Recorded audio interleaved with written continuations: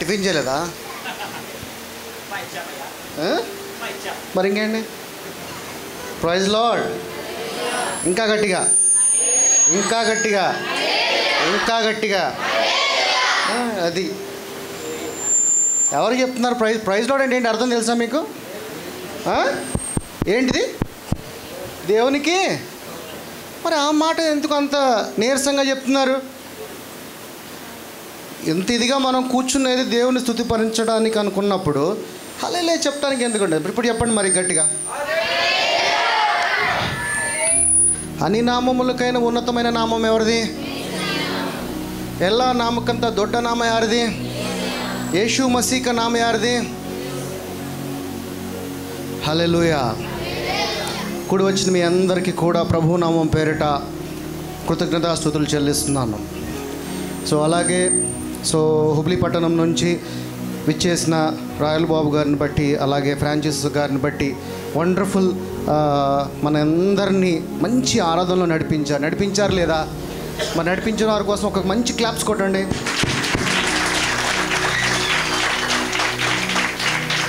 వాళ్ళు ఈ సంఘాన్ని దేవుని యొక్క ప్రేమను బట్టి వారు ఎంతగానో ప్రేమించి ఇక్కడికి వచ్చి వారి సమయాన్ని ఇక్కడ వెచ్చించి దేవునిని మహిమపరిచారు. ఇలాగే ఇంకా ఎన్నోసార్లు ఎన్నో మీటింగుల్లో కూడా వాళ్ళు నిజంగా పాలు పొందుకోవాలని, పాలు భాగస్థాలని మనస్ఫూర్తిగా కోరుకుంటున్నాను. అలాగే నాకు ఈ అవకాశం ఇచ్చిన మోజెస్ అయ్య గారిని బట్టి కూడా కృతజ్ఞతాస్తుతులు చెల్లిస్తున్నాను. ఈరోజు ఎందుకు కూడుకున్నాం ఇక్కడ? ఏంటి ఇవాళ? ఏంటి స్పెషల్? ఏంటి ఇవాళ? ఏమండి? Youth festival.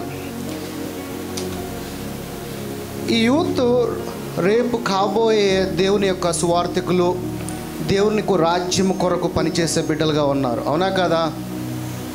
మరి మీ బిడ్డలని ఎంతమందిని దేవునిలో నడిపిస్తున్నారు? మీ బిడ్డలని స్కూల్కు నడిపిస్తున్నారా, లేకపోతే దేవుని యొక్క సన్నిధిలోకి నడిపిస్తున్నారా?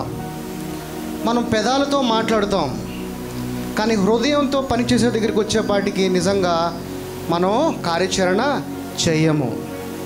కానీ ప్రతి ఒక్కరం కూడా మా పిల్లవాడిని ఇంజనీర్ చేయాలని, మా పిల్లవాడిని డాక్టర్ చేయాలని, లేదా మా పిల్లవాడిని ఇంకోటి చేయాలని, మా పిల్లవాడిని ఇంకా ఇతర దేశస్తులకు పంపించాలని చూస్తాం. కానీ ఎవరైనా మా పిల్లవాడిని ఒక పాస్టర్ని చేయాలని అనుకుంటారా? మరి ఇంత ఇదిగా హల్లెలూయా హల్లెలూయా అరుస్తున్నారు. ఇందడు అందరూ తన్మయమైపోయి ప్రార్థన చేస్తున్నారు. మరి నీ బిడ్డలని ఎవరిని కూడా దేవునికి నా కుమారుడు కానీ నా కుమార్తె కానీ సేవ చేయాలని ఎవరైనా అనుకుంటున్నారా? ఎవరు అనుకోవట్లా. మనం అప్పుడు ఏం చేస్తున్నట్టు దాని అర్థం? పెదాలతో దేవుడిని కనపరుస్తున్నావు, కానీ దేవుడు నీ పెదాలతో నువ్వు చేసే ఆరాధన నాకు వద్దు అంటున్నాడు. ఏమంటున్నాడు? నాకు వద్దు అంటున్నాడు. నాకు నీ హృదయంతో చేసే ఆరాధన కావాలి అంటున్నాడు. ఈ రోజున ఎవరు హృదయంతో దేవుడి సన్నిధిలో ఆరాధన చేశారు? ఎంతమంది ఉన్నారు ఇక్కడ? చెప్పండి అంటే ఎవరు హృదయంతో ఆరాధన చేయలేదా? మరి మీ పిల్లల్ని దేవునిలో నడిపించండి. ఈ లోకంలో ఉన్న వాటిని దేవుడు చూడొద్దు, వాటిని వెతకొద్దు అన్నాడు. పైన ఉన్న వాటిని దేన్ని ఎతకమన్నాడు? ఎటు చూసి నడమన్నాడు? రే పైన చూసి నడుతున్నాడు రా, కింద పడిపోతావు అంటారు జనం సహజంగా అందరినీ. అవునా? కానీ మరి దేవుడు ఏంటి? పైన చూడమంటున్నాడు, కింద వాటిని చూడొద్దు అంటున్నాడు. ఏంటి మరి? కింద వాటిని చూడకపోతే పడిపోతావు అని ఎవరు చెప్తున్నారు?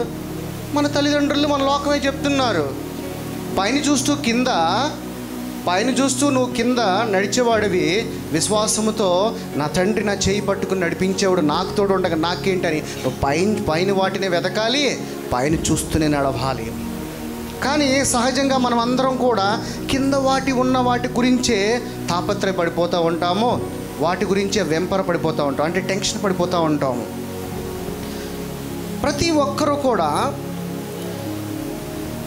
ఎంతసేపు మన శరీరానుసారమైన కాలు వస్తుంది, లేకపోతే చెయ్యి వస్తుంది, లేకపోతే కడుపులో ప్రాబ్లం ఉంది, లేదా హార్ట్ ప్రాబ్లం ఉంది, నాకు తల ప్రాబ్లం ఉంది, ఇదే మనం దేవుడి దగ్గర కోరుకుంటాం. కానీ ఏ రోజునైనా దేవుడి గురించి తెలుసుకోవాలనుకున్నారా లేదా?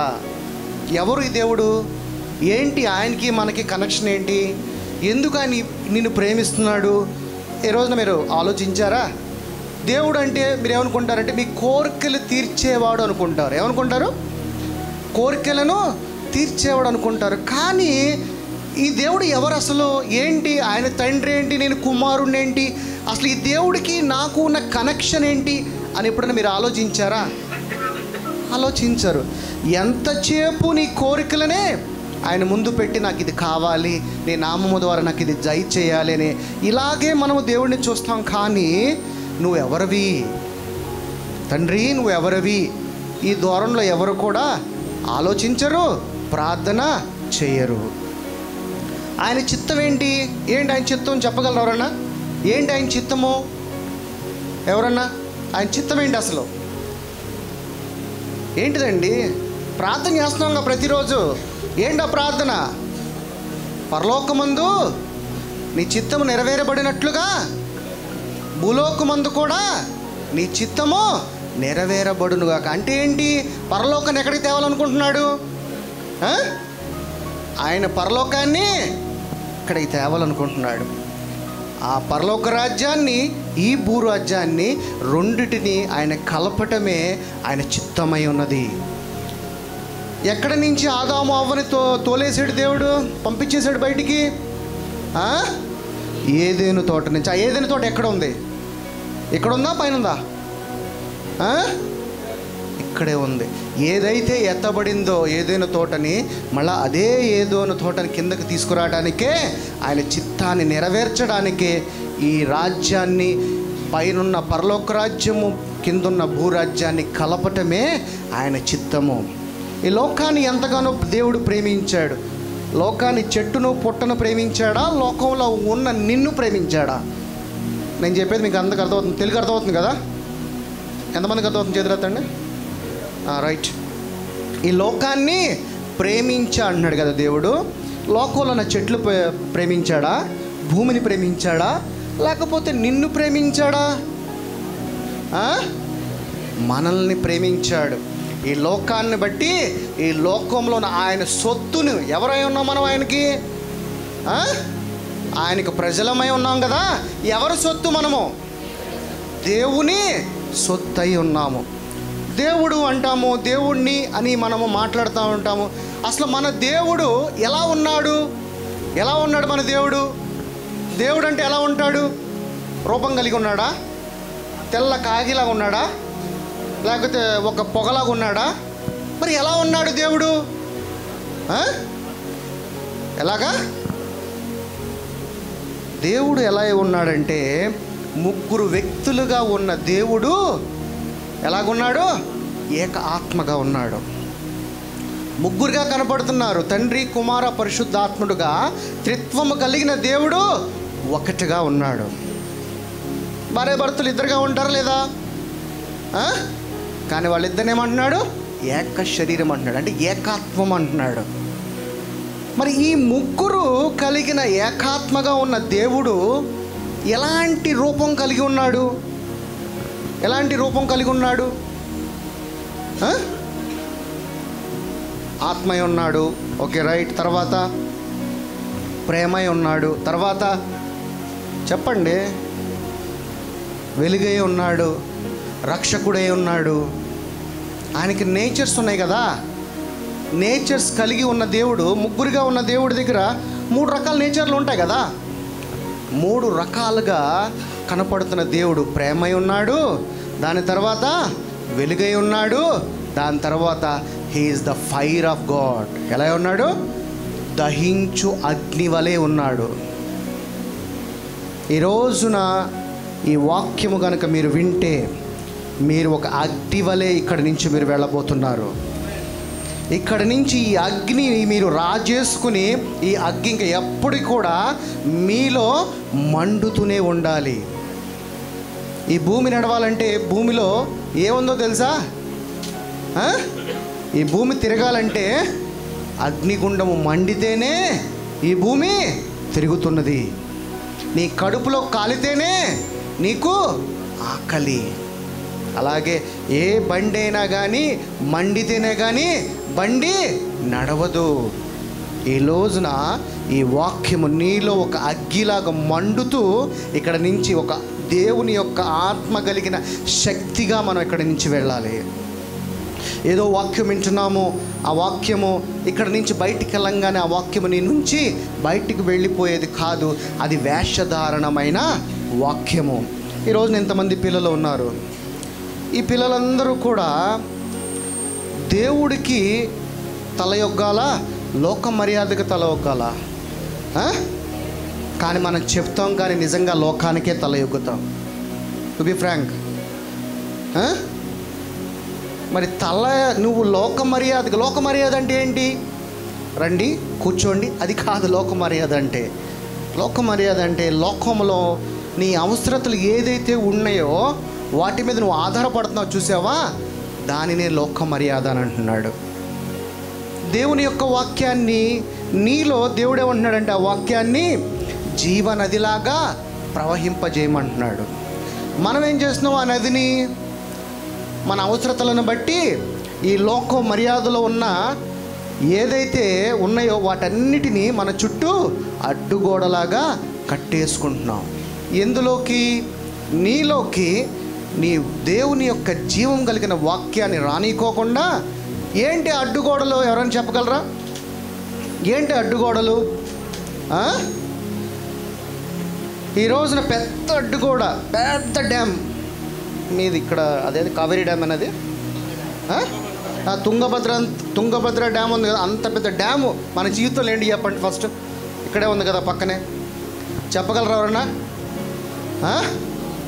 నీ ఫోనే నీ చెక్ డ్యామ్గా కట్టేసుకున్నావు. వాక్యమా? ఫోనే. వాక్యమా తర్వాత చూద్దాం, ముందు ఫోన్ చూడాలి. ఆ ఫోనుల్లో గేట్స్ లాగా ఉన్నాయి. ఏంటా గేట్స్? యాప్స్తో లాగా ఇన్స్టాగ్రామ్ ఎక్కిచ్చేస్తావు, వాట్సాప్ ఎక్కిచ్చేస్తావు, ఫేస్బుక్ ఎక్కిచ్చేస్తావు, ట్విట్టర్ ఎక్కిచ్చేస్తావు, యూట్యూబ్ ఎక్కిచ్చేస్తావు. దేవుడా ఫోన్ అంటే ఫోన్ తెరిస్తే బోల్డ్ అన్ని గేట్లు ఉన్నాయి. దాంట్లో ఏ గేట్లో అంటే ఆ గేట్లో ప్రవహించాలి. కానీ ఈ గేట్లో కనుక నువ్వు ప్రవహిస్తే నీ జీవితము మరణానికి తోచుకుని వెళ్తుంది. దేవుని యొక్క ఉగ్రత నీ మీద ఉంటుంది. అదే దేవుని యొక్క జీవ మార్గము ద్వారా నువ్వు వెళితే కనుక దేవుడు అన్నాడంటే నిత్య జీవములోకి నడిపిస్తానంటున్నాడు. ఎక్కడ నడిపిస్తా అంటున్నాడు? ఏంటి నిత్య జీవం అంటే? నిత్య జీవం అంటే ఏంటి? నిత్య జీవం అంటే మరణము లేకోకుండా దేవునితో పాటు నిత్యము ఆయనతో పాటు కొనియాడేలాగున నిత్య జీవులోకి నడిపిస్తానంటున్నాడు. కానీ మనం ఈ లోకంలో ఉన్న వాటికి దగ్గరైపోయి మనమే కష్టాలు దేవుడు ఇస్తాడా, మనం తెచ్చుకుంటామా? మనకు మనమే క్రియేట్ చేసుకుంటాం, మనకు మనమే కొని తెచ్చుకుంటాం.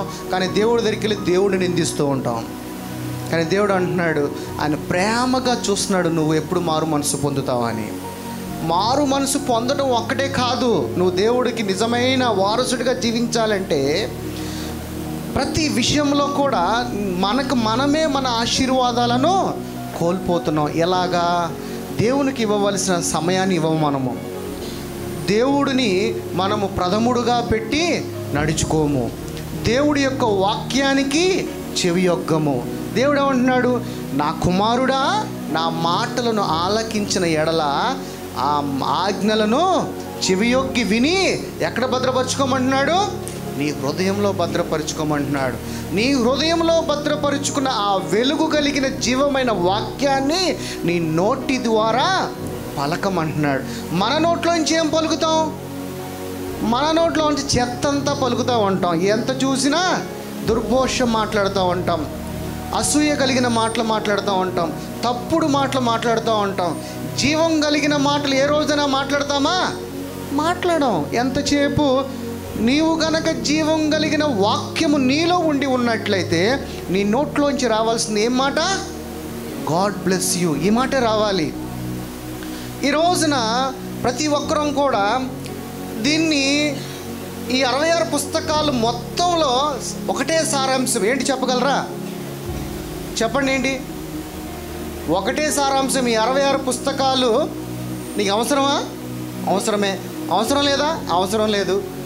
మరి నీకేం అవసరం చెప్పగలరా? దేవుడు చెప్తున్నాడు, ఈ 66 పుస్తకాల్లో నుంచి బయటికి వచ్చేది ఒకటే, ప్రేమగా జీవించండి అంటున్నాడు. ఏమని? ప్రేమగా జీవించి ఎదుటి వారిని నిన్నువలే నీ పొరుగు వారిని ప్రేమించు అన్నాడు. మరి నువ్వు ప్రేమిస్తున్నావా? ఈ పుస్తకంలో గనక యేసు ప్రభువును కూడా రాయకపోతే మీరు యేసు ప్రభువును కూడా నమ్మరు. ఎందుకంటే ఈ పుస్తకం మనకి ఆధారం. నిజంగా ఆధారం అంటారా? ఆధారమా? ఈ పుస్తకం చదివితే కొరింథీ రాసిన సంఘానికి రాసిన పత్రిక నీకేం ఉపయోగపడుద్ది? రోమీలు రాసిన పత్రిక నీకేం ఉపయోగపడుద్ది? ఆ సంఘాలకు కదా అవి రాసింది. అప్పుడున్నది ఇప్పుడు ఉపయోగపడుద్ది అంటారా? బేసిక్గా మన పాత రోజుల్లో మన పెద్దలు ఏమంటారు, ఆ రోజులో ఉన్న నాగరికతకి ఇప్పుడున్న నాగరికతకి ఎంత డిఫరెన్స్ ఉంది?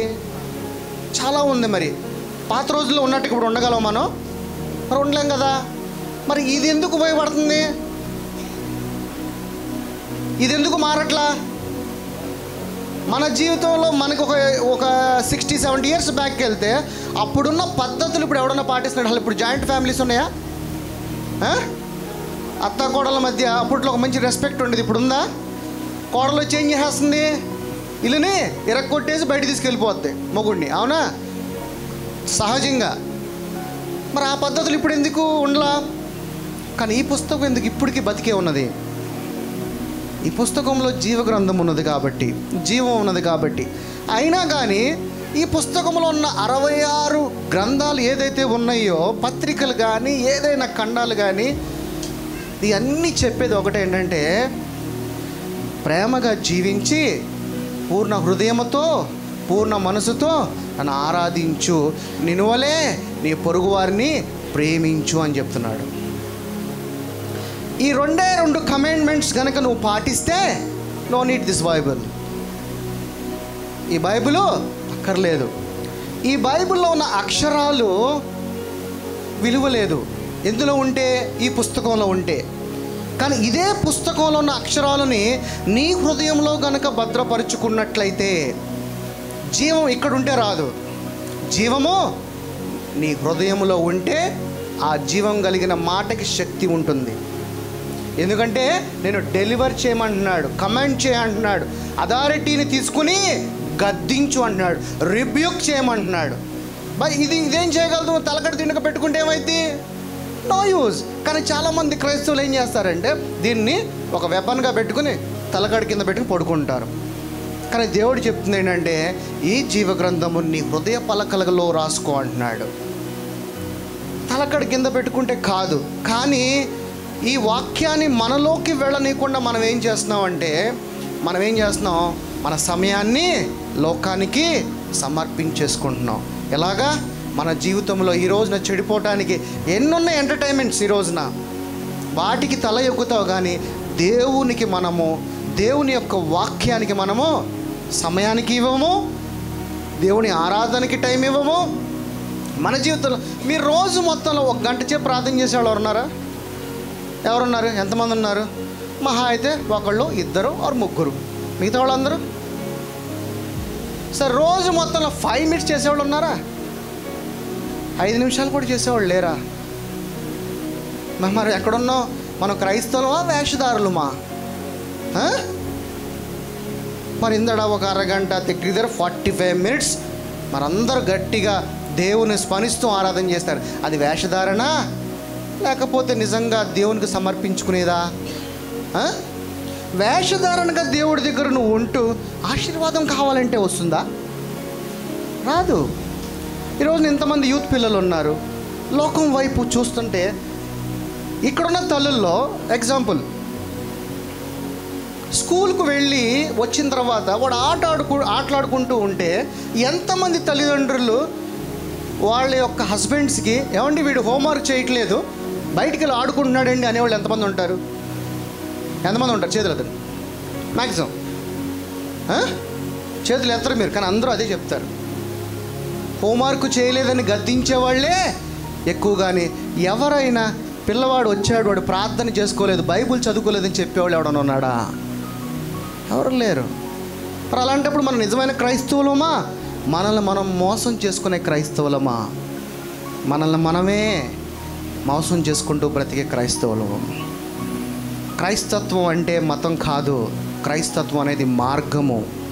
నీ పిల్లవాడిని దేవుని యొక్క మార్గంలో కనుక నడిపిస్తే ఏం చెప్తున్నాడంటే దేవుడు, తల్లిదండ్రులైన మీరు ముందు దేవుడికి మిమ్మల్ని మీరు సమర్పించుకుని దేవునిలో వాక్యములో ఉన్న జీవమును, సత్యమును, మార్గమును మీరు తెలుసుకుని ఆ వాక్యమును మీ పిల్లలకు కూర్చున్నప్పుడు, పడుకున్నప్పుడు, త్రోవ వెళుతున్నప్పుడు, నడుచుచున్నప్పుడు, ఎక్కడున్నా కానీ మీ పిల్లలతో ఉదయం లెగగానే దేవుని మాటలను మాట్లాడించండి అని దేవుని యొక్క లేఖనములు చెప్తుంది. కానీ మనము ఉదయం లెగంగానే స్కూల్కి రెడీ అయిపోండి, టైం అయిపోయింది, హోంవర్క్ చేసావా, బైబిల్ చదివావా అని ఎవడు అడగడు, హోంవర్క్ చేసావా, ప్రార్థన చేసుకున్నావా అని ఎవడు అడగడు, త్వరగా బట్టలను వేసుకో, షూ వేసుకో, ఇంకోటి క్యారేజ్ తీసుకో, ఇదే మాట చెప్తారు తల్లిదండ్రులు. చెప్తామని చెప్పవండి. మరి మీ పిల్లవాళ్ళు అప్పుడు దేవుణ్ణిలో ఉంటారా, లేకపోతే వాడు ఒక మంచి ర్యాంక్ తెచ్చుకుంటే మురిసిపోతావు, అదే దేవుణ్ణిలో పర్లేదు దేవుణ్ణిలో లేకపోయినా పర్వాలా, కానీ నువ్వు మంచి మార్కులు తెచ్చుకోవాలి, నువ్వు మంచిగా పాస్ అవ్వాలి. నీ కొడుకు తెచ్చిన మార్కులను చూసి నువ్వు మురిసిపోతావు, కానీ నీ పిల్లవాడిని చూసి దేవుళ్ళో నిలబడలేదని ఏ రోజున బాధపడతావా? బాధపడవు. ఏమనుకుంటావంటే నేను చేస్తున్నాను కదా ప్రార్థన. నువ్వు ప్రార్థన చేస్తే నీ పిల్లవాడికి సరిపోతుందా? ఈ రోజున లోకం ఎలా ఉంది? ఎటు చూసినా పాపమే, ఎటు చూసినా పాపమే. ఇలాంటి పాపంలో నీ పిల్లవాడు సురక్షితంగా వెళ్ళి సురక్షితంగా నీ కూతురైనా నీ కొడుకైనా ఇంటికి రావాలంటే నువ్వు వాడిని ఎందులో నడిపించాలి? దేవునిలో, దేవుని యొక్క వాక్యములో, దేవుని ప్రేమలో నడిపించాలి. కానీ మనం ఎక్కడ నడిపిస్తున్నాము? పదా, ఈ లోక జ్ఞానము దేవుడికి ఏమై ఉన్నది?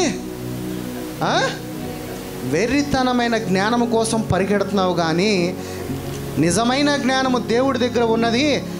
ఆ జ్ఞానములోకి నువ్వు నీ కుమారులుగా, నీ పిల్లలుగా నడిపించట్లా. ఈ రోజున నిజంగా చెప్పాలంటే యూత్ ఫెస్టివల్ కాదు ఇది, ఇది పేరెంట్స్ ఫెస్టివల్. ఇక్కడ మారు మనసు ఎవరు పొందాలి ముందుగా?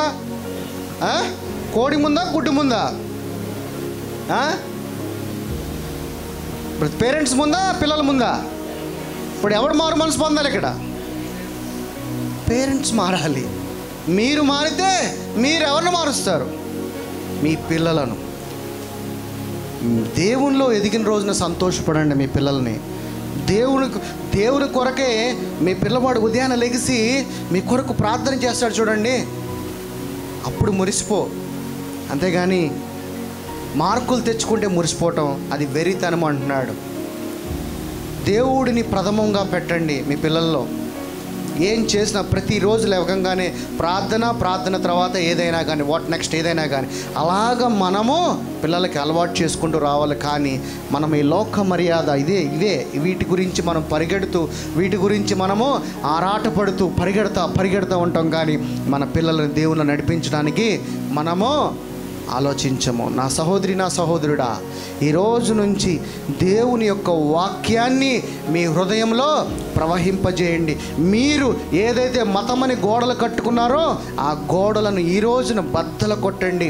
వాక్యాన్ని మీలో ప్రవహింపజేయండి. నినువలే నీ పొరుగు వారిని, అది ఎవడు ఏ మతస్థుడైనా వాడిని ప్రేమించటం ఈ రోజు నుంచి ప్రారంభించండి. నిజమైన దేవుడు అంటే ఏంటో తెలుసా? మానవత్వం లేనిది. ఎందుకు ఆ దైవత్వము? నీలో మానవత్వం లేదనుకో, రాతి హృదయం ఉన్నదనుకో, నీవు దేవుని కుమారుడు అని చెప్పుకోవటం వృధా. అవునా కదా? చాలామంది క్రైస్తవులుగా, దేవుని బిడ్డలుగా తిరిగి జన్మించి నీలో ప్రేమే లేకపోతే, ఎదుటివాడికి ఒక రూపాయి సహాయం చేయలేవు, ఎదుటివాడికి ఒక అన్నం పెట్టలేని ప్రేమ వ్యర్థము అన్నాడు. కానీ మనము దేంట్లో జీవిస్తున్నాము? చెప్పుకున్నాం అంతే, మాస్క్ వేసుకుంటున్నాం క్రైస్తవుడుగా, కానీ దేవుని ప్రేమను మనం కనపరచట్లేదు. దేవుని ప్రేమను కనపరిచేవాడివైతే మానవత్వంగా మనిషిని మనిషిగా ప్రేమిస్తూ, వాడు ఎవడైనా కానీ నీ సహోదరుడుగా, నీ సహోదరిగా నువ్వు ప్రేమించిన రోజున నిజమైన ఆయన వారసుడు. కానీ దేవుని ప్రేమగా, దేవుని కుమారుని చెప్పుకుంటూ నువ్వు మోసపుచ్చుకుంటే దేవుడు ఏమంటున్నాడంటే నేను నిన్ను ఆశీర్వదించును అంటున్నాడు. నిజంగా నువ్వు ఆశీర్వాదం పొందుకోవాలంటే ఎందుకు నా జీవితం ఇంకా వెనకబడుతుంది, ఎందుకు నా జీవితంలో ఎటువంటి మార్పాటు రావట్లేదంటే నీకు తెలియకుండానే చాలా ఆశీర్వాదాలని నువ్వు కోల్పోతున్నావు. ఎస్ దేవుడికి లోబడుతున్నావు, ఎస్ లోబడుతున్నావు అంటావు, కానీ లోబడటంలో గొప్ప ఆశీర్వాదం ఉన్నది.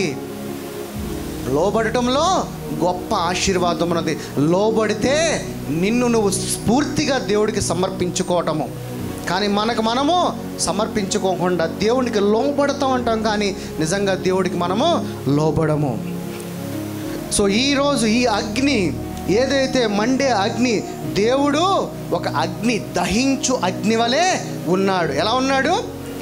దహించు అగ్ని వలె ఉన్నాడు. ఆ అగ్నిలో దేవుని ప్రేమ ఉన్నదంట, దేవుడి యొక్క వెలుగు ఉన్నదంట. అలాగే దేవుడు ఆ అగ్నిని కన్జ్యూమ్ అంటే తినేవాడుగా ఉన్నాడంట, దహించువాడిగా ఉన్నాడంట. ఈ రోజున అదే అగ్ని నీలోకి ప్రవేశించి నీ హృదయంలో నీలో ఏ చీకటి ఉంటే ఆ చీకటి ఈ రోజున ఈ వాక్యముతో అది కడిగి వేసేలాగున, కాల్చి వేసేలాగున, పరిశుద్ధాత్మని యొక్క శక్తిని పొందుకుని ఇక్కడి నుంచి ఒక శక్తిగా వెళ్ళేలాగా ఉండాలి. కానీ ఏదో విన్నామా వెళ్ళిపోయామా అన్నట్లుగా ఉండకూడదు. మనిషి పుట్టిన తర్వాత చిన్న పిల్లవాడుగా, తర్వాత ఇలా యూత్ పిల్లలుగా, టీనేజ్ నుంచి తర్వాత పెద్దవాడిగా, పెళ్ళైన వారిగా ఎలాగ మార్పుకుంటూ వస్తున్నావో అలాగే మనం కూడా మారుతూ మారు మనసు పొందుతూ రూపాంతరము చెందుతూ నీలో నుంచి ఫైనల్గా వచ్చేది ఏంటో తెలుసా? ఈ అగ్నే. దేవుడు దగదగదగా మండుచున్నవాడే ఉన్నాడు. అలాగా నీలోంచి ఆ మంట బయటకు రావాలి. అదేంటి? నేను జీవిస్తున్న శరీరంలోనే, కానీ ఆయన అగ్ని నీలో ఉంటేనే ఆ శరీరం ఉంటుంది. ఎలాగో భూమిలో మండే అగ్నిగుండం ఉంటే ఈ రోజు నీ భూమి మొత్తం తిరుగుతున్నదో, అలాగే నీలో కూడా దేవుని యొక్క వాక్యము, పరిశుద్ధాత్ముడు దహించు అగ్ని వలె ఉంటేనే నీకు ఆశీర్వాదము. నీ నోటి ద్వారా ఏదైతే అధికారముతో పలుకుతావో ఆ అధికారము దేవుని నామమును బట్టి అది సఫలం అవుతున్నది. హెబ్రీయులకు రాసిన పత్రిక 12వ వచనము 29.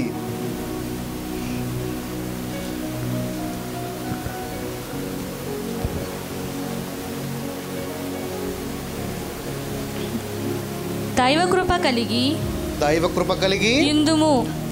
దైవ కృప కలిగి ఇందుము. హెబ్రీయులకు రాసిన పత్రిక 12వ అధ్యాయము 29.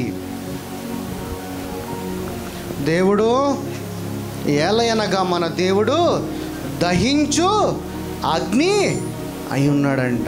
ఎలా ఉన్నాడంట? దహించు అగ్నిలాగా ఉన్నాడంట. అంటే కన్జ్యూమ్, తినేవాళ్ళలాగా ఉన్నాడంట.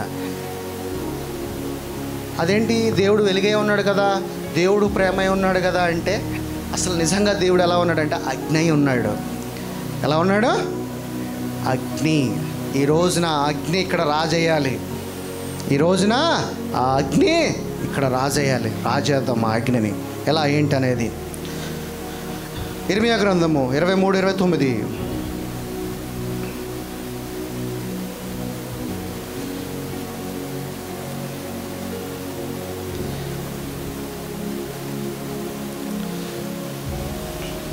ఇర్మియా గ్రంథము 23వ అధ్యాయము 29. ఇక్కడ ఏమంటున్నాడు?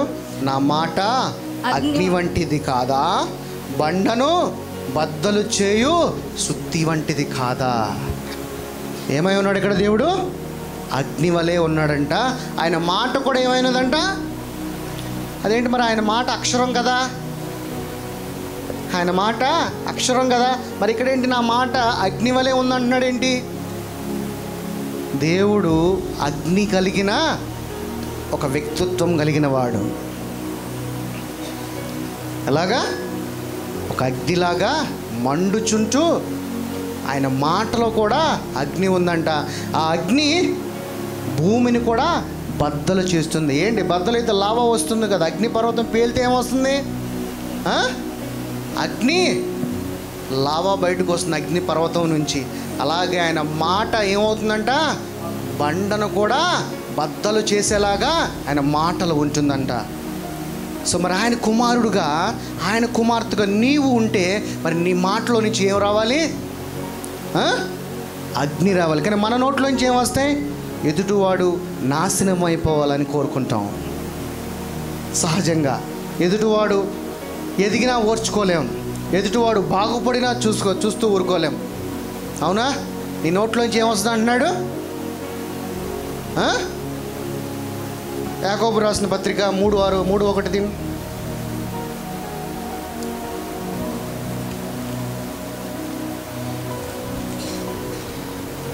3:6.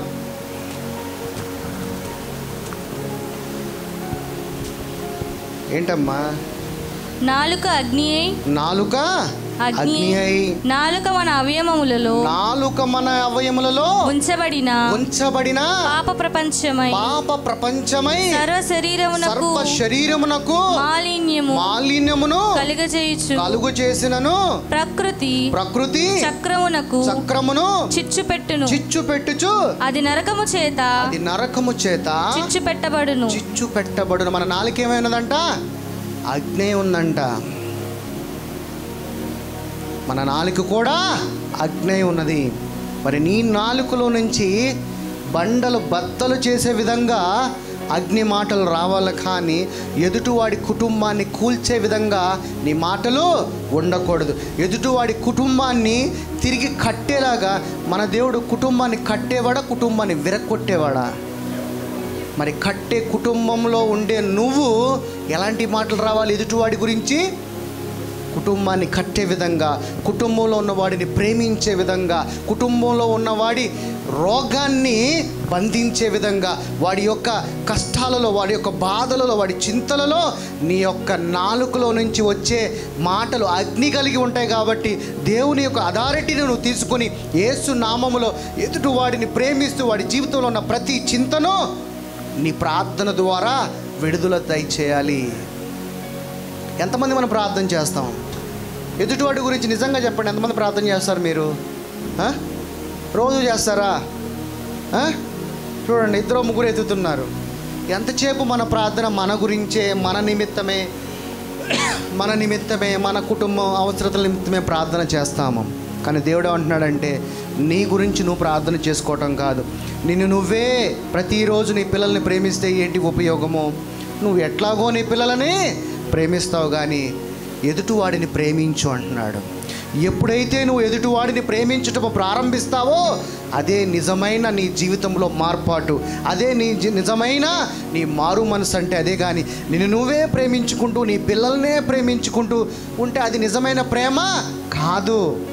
దేవుడు ఏమంటున్నాడంటే, నీ పొరుగువాన్ని ప్రేమించు అంటున్నాడు. నీ మాటలో అంత శక్తి ఉన్నది కాబట్టి ఆ శక్తిని నా నామం అనే అధికారమును తీసుకుని వాడు అంటున్నాడు. కానీ మనము ఆ అధికారాన్ని వేరే వాటికి వాడుతున్నాం. నా సహోదరి, నా సహోదరుడా, తెలుసుకో, ఈ రోజున మారు మనసు పొందడం అంటే ఏంటి? శరీరానుసారమైన మారు మనసు కాదు, నీ అంతరంగ పురుషుడు లోన నుంచి మారు మనసు పొందాలి. ఏమంటున్నాడు దేవుడు? నీ చేత్తో ఏదైతే బయట నుంచి తింటావో దానివల్ల ఎటువంటి హాని కరగదు, కానీ నీ అంతరంగ పురుషుడిలో పుట్టేది ద్వారా ఎదుటివాడికి హాని జరుగుతుంది. నేనేం మాట్లాడుకుంటా నీకేం తెలిసిద్ది కదా? నేను అన్నం తింటే ఏమవుద్ది? అది అశుద్ధంగా బయటకు వచ్చేస్తుంది. కానీ నాలో పుట్టే ఉగ్రత నీకు తెలియదు కదా. ఆ ఉగ్రత ద్వారా ఏమవుతుంది? ఎదుటివాడిని నాశనం అయ్యేలాగిన అవి ఆ తలంపులు ఉంటాయి. కాబట్టి అందుకనే దేవుడు ఏమంటున్నాడు? బయట మారమంటున్నాడా, లోన మారమంటున్నాడా? లోన నీ అంతరంగ పురుషుడు పరిశుద్ధత కావాలి, నీ హృదయము పరిశుద్ధత కావాలి. నీలో నుంచి మారు మనసు పొందుకుని అప్పుడు నీ బయట వాటిది నీ క్రియల రూపంలో దేవుడికి చూపించాలి. అంతేగాని నేను మారిపోయాను, బాప్తిసం తీసుకున్నాను, నేను తెల్ల బట్టలు వేసుకున్నాను, ఇదంతా బహిర్గతం. కనపడేది వల్ల దేవుడు నిన్ను చూడడు, నీ లోన దానిని చూస్తాడు, అంతరంగ పురుషుని చూస్తాడు. అసలు దేవుడికి ఎలా కనపడతావు? ఎవరైనా చెప్పగలరా? దేవుడికి మనం ఎలా కనపడతాం? ఎలా కనపడతాం? శరీరానుసారంగా కనపడతామా? అరే మాట్లాడండి, ఎస్ ఆర్ నో. బాప్తిసం తీసుకున్న తర్వాత మనం ఏమైపోతాం? మృతుడు అయిన మనము మన శరీరానుసారంగా చూడడు కదా. ఎలా చూస్తాడు నిన్ను? ఆయన ఆత్మగా చూస్తాడు. మరి నువ్వు దేని గురించి ప్రార్థన చేస్తున్నావు? శరీరం గురించి ప్రార్థన చేస్తున్నావు. దేనిలో ఉండి నువ్వు అడగాలో నువ్వు దానిలో అడగట్లా. దేని నుండి నువ్వు అడిగితే పొందుకోవో దాంట్లో నిలబడి ఏమడుగుతున్నావు? నాకు అది చెవ్వా ప్రభువా, తండ్రి నాకు ఈ సహాయం చేయవా. అరే తండ్రి చెప్తున్నాడు, నువ్వు ఆల్రెడీ డెడ్ అంటున్నాడు. దాంట్లో మృతుడివై ఉన్నావు అంటున్నాడు. మృతుడివైన శరీరంతో దేవుడిని ఏం ఆరాధిస్తావు?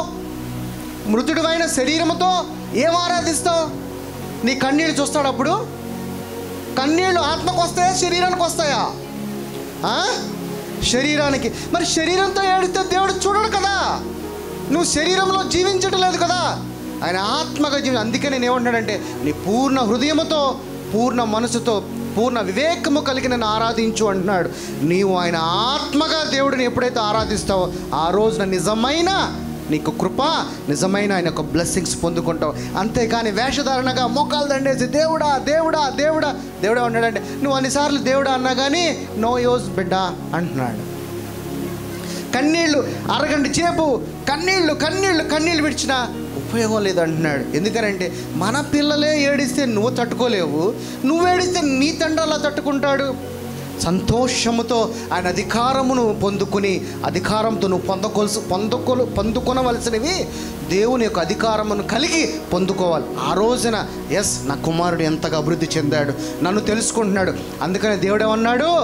ఎవరిని ఎతకమన్నాడు? ముందు ఎవరిని ఎతకమన్నాడు? ఆయన నీతిని, ఆయన రాజ్యమును వెతకమన్నాడు. ఎప్పుడైతే ఆయన నీతిని, ఆయన రాజ్యమును నువ్వు వెతకడం ప్రారంభిస్తావో ఆయన ఎవరు అనేది నీకు అర్థమవుతుంది. ఆయన ఎవరు అనేది నీకు అర్థమైతే తర్వాత నువ్వు ఎవరు అనేది నీకు అర్థమవుతుంది. పొందుకోవాల్సిన చోట నుంచుని అక్కడ నుంచి నువ్వు దేవుణ్ణి ఆరాధించాలి, అక్కడ నుంచి నువ్వు పొందుకోవాలి. కానీ పొందుకోని చోట నిలబడి నువ్వు ఎంత ఏడ్చినా ఎంత అడిగినా కానీ ఎటువంటి ఉపయోగము లేదు. ఏంటి సత్యము? నేనే మార్గము, నేనే సత్యము. ఏంట్రానంటే సత్యం ఏంటంటే ఈ లోకాన్ని నేను రక్షించాను, నా ఆత్మగా జీవించు. ఇక మీదట నీ జీవించే నీ శరీరము మృతి చెందింది కాబట్టి ఆ శరీరం నుంచి బయటికి రా, నా ఆత్మగా శక్తిని పొందుకుని జీవించు అని అన్నాడు. ఇది సత్యము. అంతేగాని కృంగిపోతున్న మన కష్టాలను బట్టి, ఈ లోకంలో ఉన్న వాటి నుంచి భయపడిపోతూ జీవిస్తున్నావు కదా, అది కాదు నిజమైన జీవితము. నా ఆత్మగా జీవించు, నా శక్తిని పొందుకుని జీవించు, అగ్నిలాగా జీవించు అంటున్నాడు. కానీ మనకున్న సమస్యలను బట్టే మనం అలాగా ఇబ్బందుల్లో, శోధనలో, వేదనలోనే జీవిస్తున్నాము. ఈ రోజున ఈ వాక్యము ద్వారా నిన్ను దేవుడు నీతో మాట్లాడాలి అని నేను అనుకుంటున్నాను. మాట్లాడతాడని నమ్ముచున్నాను నామమును బట్టి. యేసయ్య ద్వితీయోపదేశ కాండము 9:3.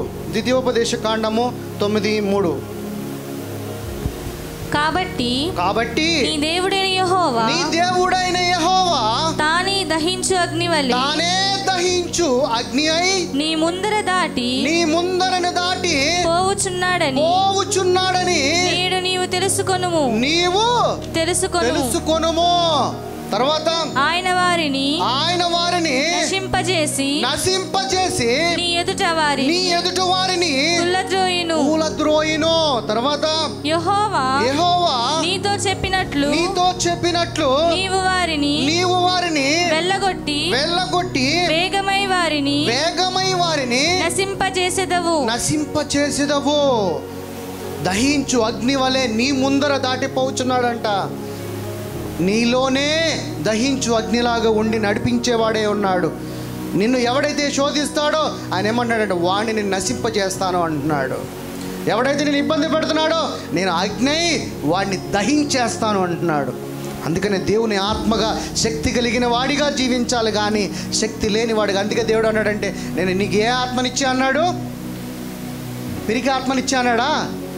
లేదు, దత్తపుత్రాత్మనిచ్చా అన్నాడు. నా ఆత్మనే నీకు ఇచ్చానన్నాడు, కానీ పిరికి ఆత్మని నీకు ఇవ్వలేదని దేవుని యొక్క లేఖనముల ద్వారా దేవుడు మాట్లాడుతున్నాడు. తర్వాత ప్రకటన గ్రంథము 1:14. ఆయన తలయు తల వెంట్రుకలను తెల్లని ఉన్నవిని పోలినైన హిమమంతా ధవళముగా ఉండెను. ఆయన నేత్రములు అగ్ని జ్వాల వలె అగ్ని జ్వాలల వలె ఉన్నాయంట. అగ్ని జ్వాలగా ఉన్నాడంట. అందుకనే రెండంచుల వాడి వేడికల ఖడ్గం ఎలా ఉంటుందంట? అగ్ని జ్వాలగా ఉంటుందంట. అర్థమవుతుందా? ఎన్ని రోజులు నువ్వు ప్రేమించే దేవుడు, వెలుగైన దేవుడు ఈరోజు నీకు అగ్నిలాగా కనపడుతున్నాడు. ఎలా కనపడుతున్నాడు? అగ్నిలాగా కనపడుతున్నాడు. అగ్ని జ్వాలలాగా ఉన్నాయంట ఆయన కళ్ళు. ఆ కళ్ళతో నిన్ను చూస్తున్నాడు.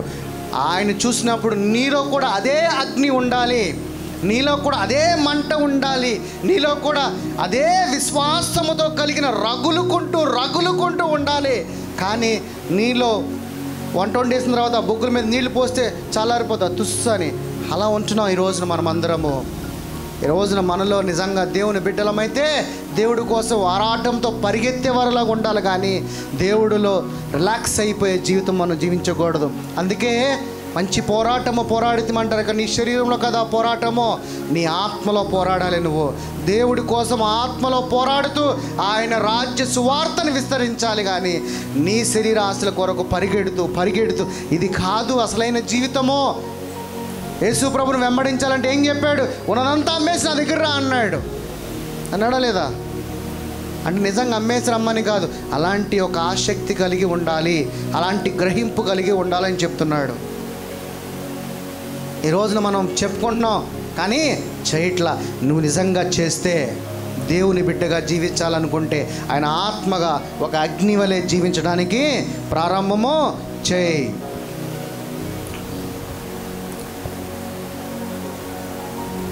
ప్రకటన గ్రంథం 2:18.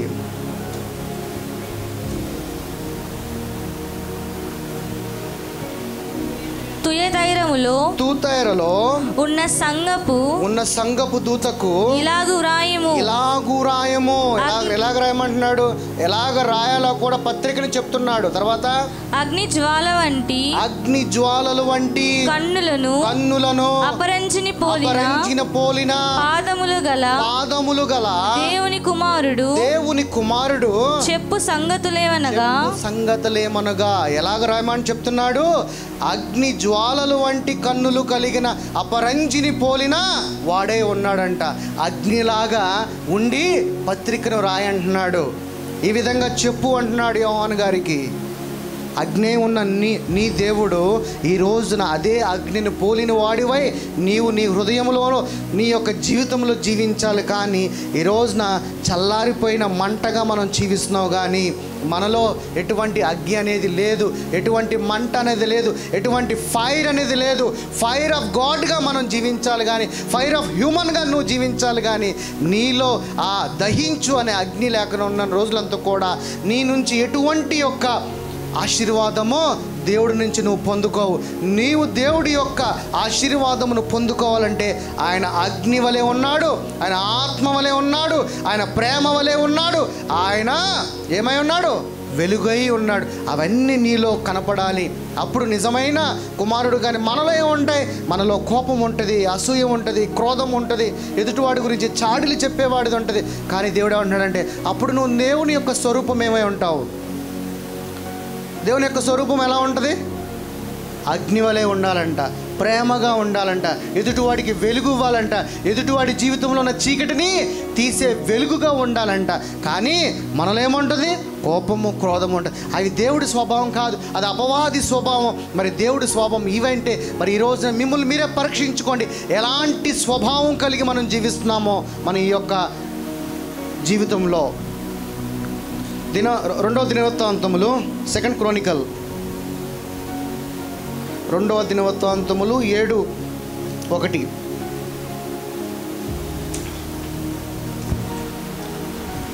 సొలొమోను ఇది దేని గురించి చెప్తున్నాడు? పాత నిబంధనలో దేవుడు ఎలా దిగి వచ్చేవాడంట?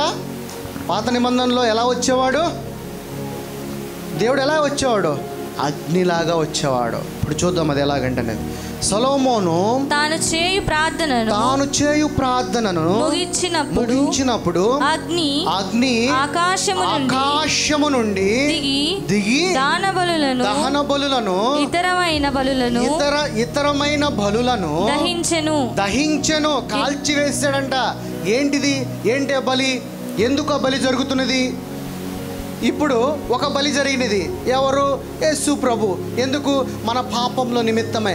పాత నిబంధనలో ఎలాగా బలులు అర్పించేవాళ్ళు, ఎలాగా సంవత్సరంకి ఇన్ని పాపములు కనుక చేస్తే ఆ పాపములను లెక్క కట్టి పావురాలు కానీ ఎద్దులు కానీ దూడలు కానీ మేకలు కానీ యాజకుడు చెప్పేవాడు అనమాట. అయ్యా ఈ సంవత్సరం అంతట్లో నేను ఇన్ని పాపాలు చేశా, ఒక 150 పాపాలు చేశా. ఆ 150 పాపాలు అంటే నువ్వు ఒక ఎద్దుని తీసుకునిరా. అయ్యా నేను ఒక 50 పాపాలు చేశా, అయితే నువ్వు ఒక 2 పావురాలను తీసుకునిరా అని.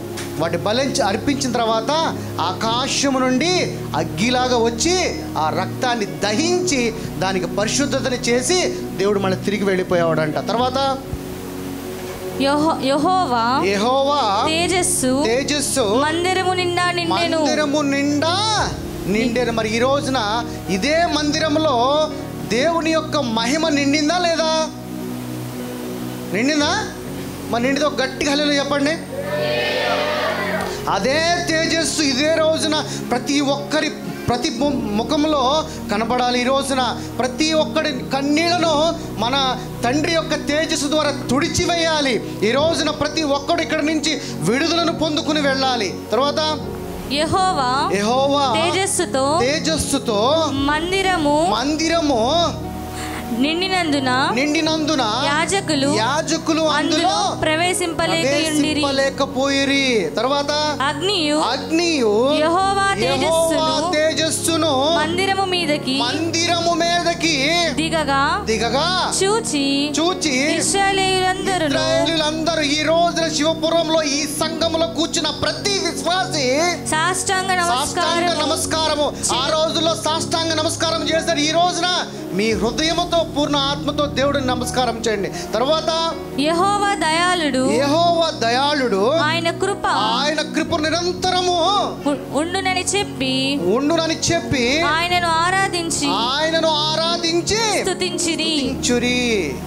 చూసారా, సంఘములో ఉన్న పాపాన్ని తీయటానికి ఆయన బలిగా అర్పించిన తర్వాత ఏదైతే దహన బలులు చేస్తారో ఆ బలిని పైనుంచి ఆయన అగ్నిలాగా వచ్చి దాన్ని కాల్చివేసి ఆ పాపానికి పరిశుద్ధతని కలిగించి ఆ సంఘములో ఆయన మహిమను తేజస్సును నింపి అందరూ ఆయన యొక్క తేజస్సును పొందుకుని ప్రకాశమానముగా వెళ్ళులాగున ఆయన కృపని మనకి తోడుగా ఉంచాడు.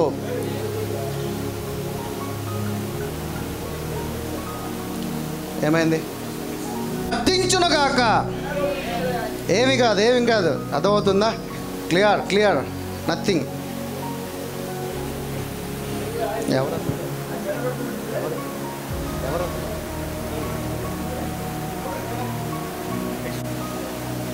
బెతస్తా కోనేటివ్ దగ్గర ఎన్ని సంవత్సరాలు ఉన్నాయి?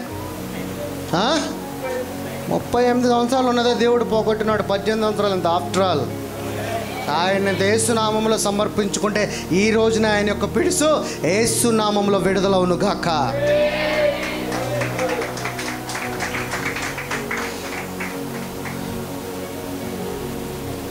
దానియేలు గ్రంథము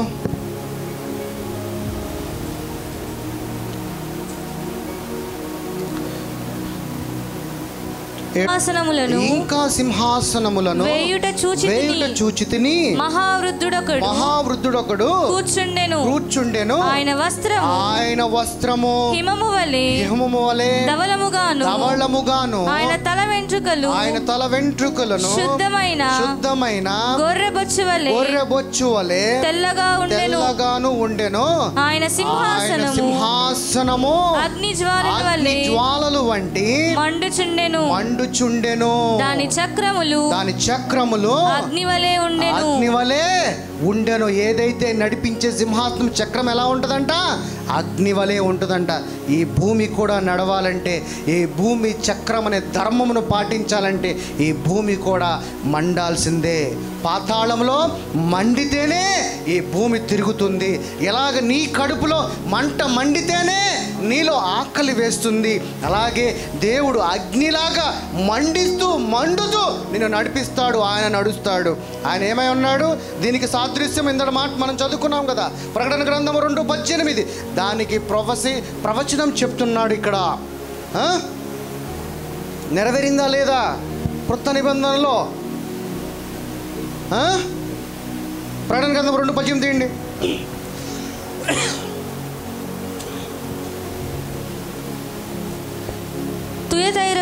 తుయతైరములో ఉన్న సంఘపు దూతకు, ఇది కాదు,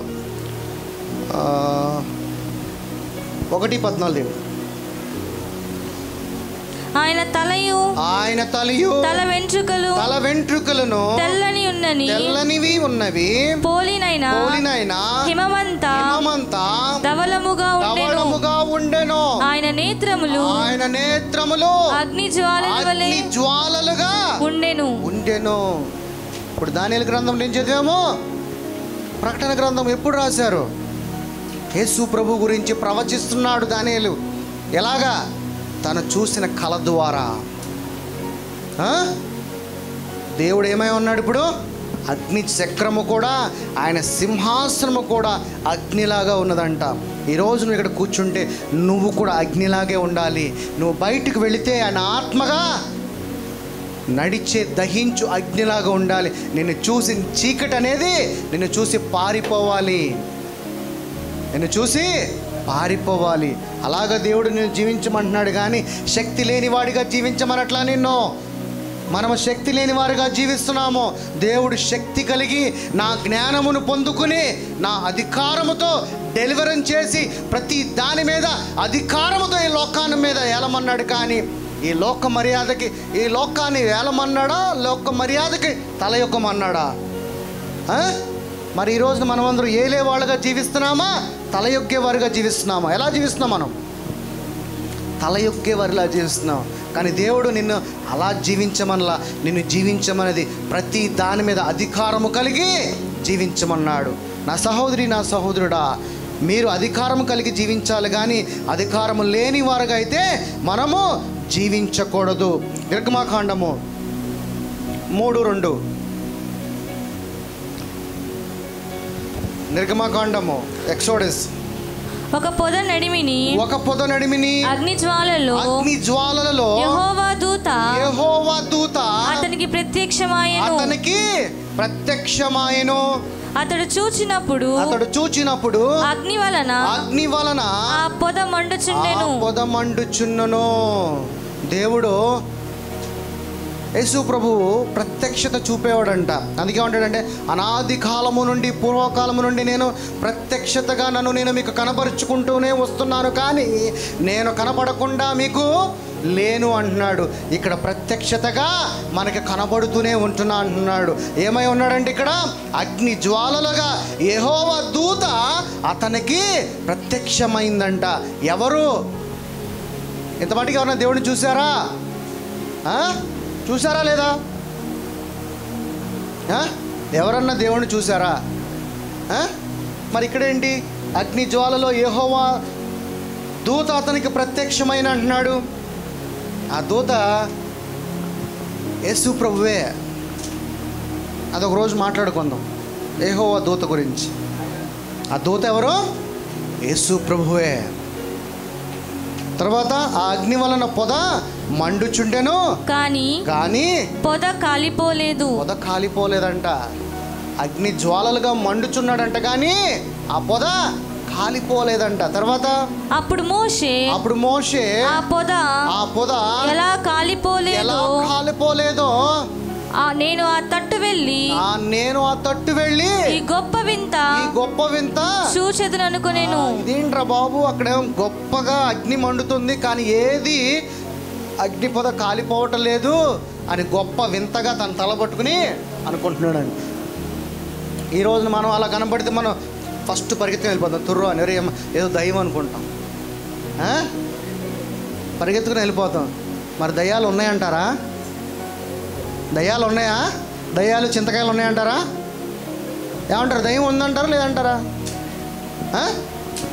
చెప్పండి. దయ్యాలు ఉన్నాయని అందరు నమ్ముతారు కదండి.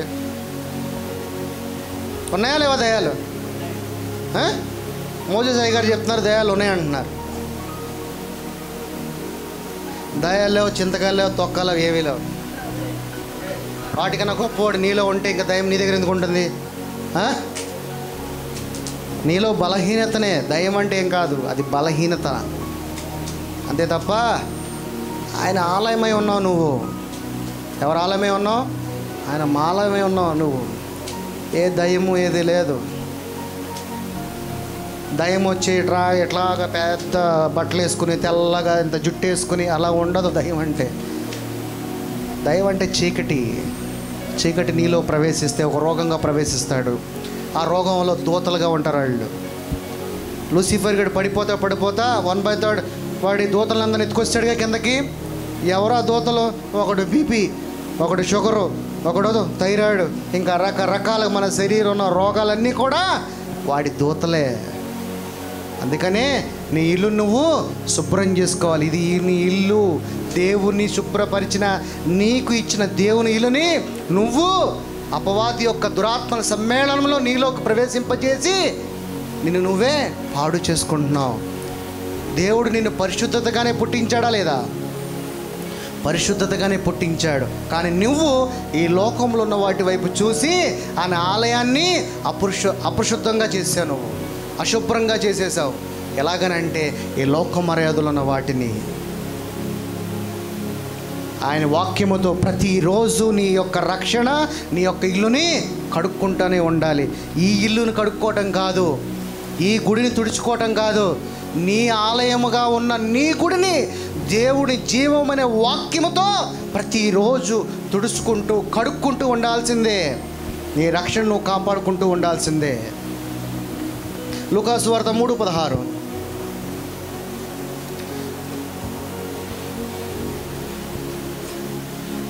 యోహాను నేను నీళ్ళల్లో మీకు బాప్తిసమిచ్చుచున్నాను.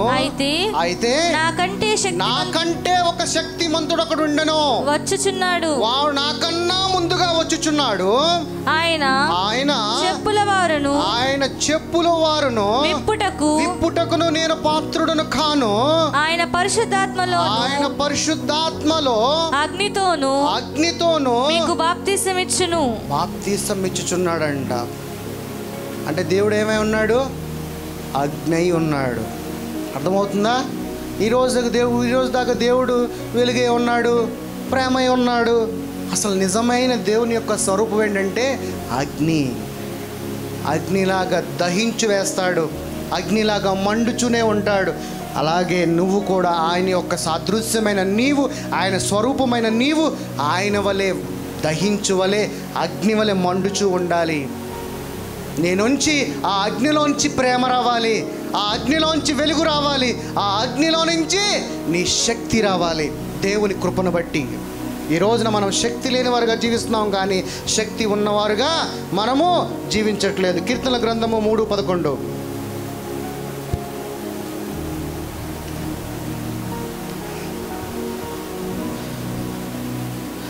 104. కీర్తనల గ్రంథము 104.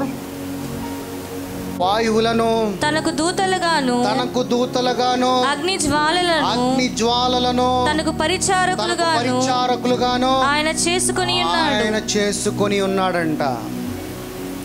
ఎలా ఉన్నారంట వాళ్ళందరూ? వాయువులను తనకు దూతలుగా. ఎవరు వాయువులు? అనంత వాయువులు అంటారు కదా. ఏంటి అనంత వాయువులు? గాలి, మంట, చీకటి, వెలుగు, అనంత వాయువులు అంటాం కదా. అవన్నీ ఏమై ఉన్నాయంట? ఆయనకి దూతలుగాను అగ్ని జ్వాలలుగాను ఉన్నాయంట.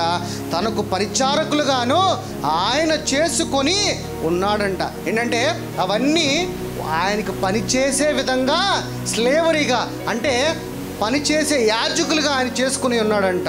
అలాంటి జ్వాల కలిగిన దేవుడు నీలో ఉన్నాడు, నీలో ఇష్టపడటానికి ఉన్నాడు, నిన్ను గుర్తిస్తున్నాడు, నిన్ను ప్రేమిస్తున్నాడు. ఈ రోజున సూర్యుడిని ప్రేమిస్తానట్లా, సూర్యుడిని నా పక్కన కూర్చోబెట్టుకుంటానులా, కానీ ఆ సూర్యుడికి మనం తల ఎక్కుతాం, సూర్యుడిని దేవుడు అనుకుంటాం.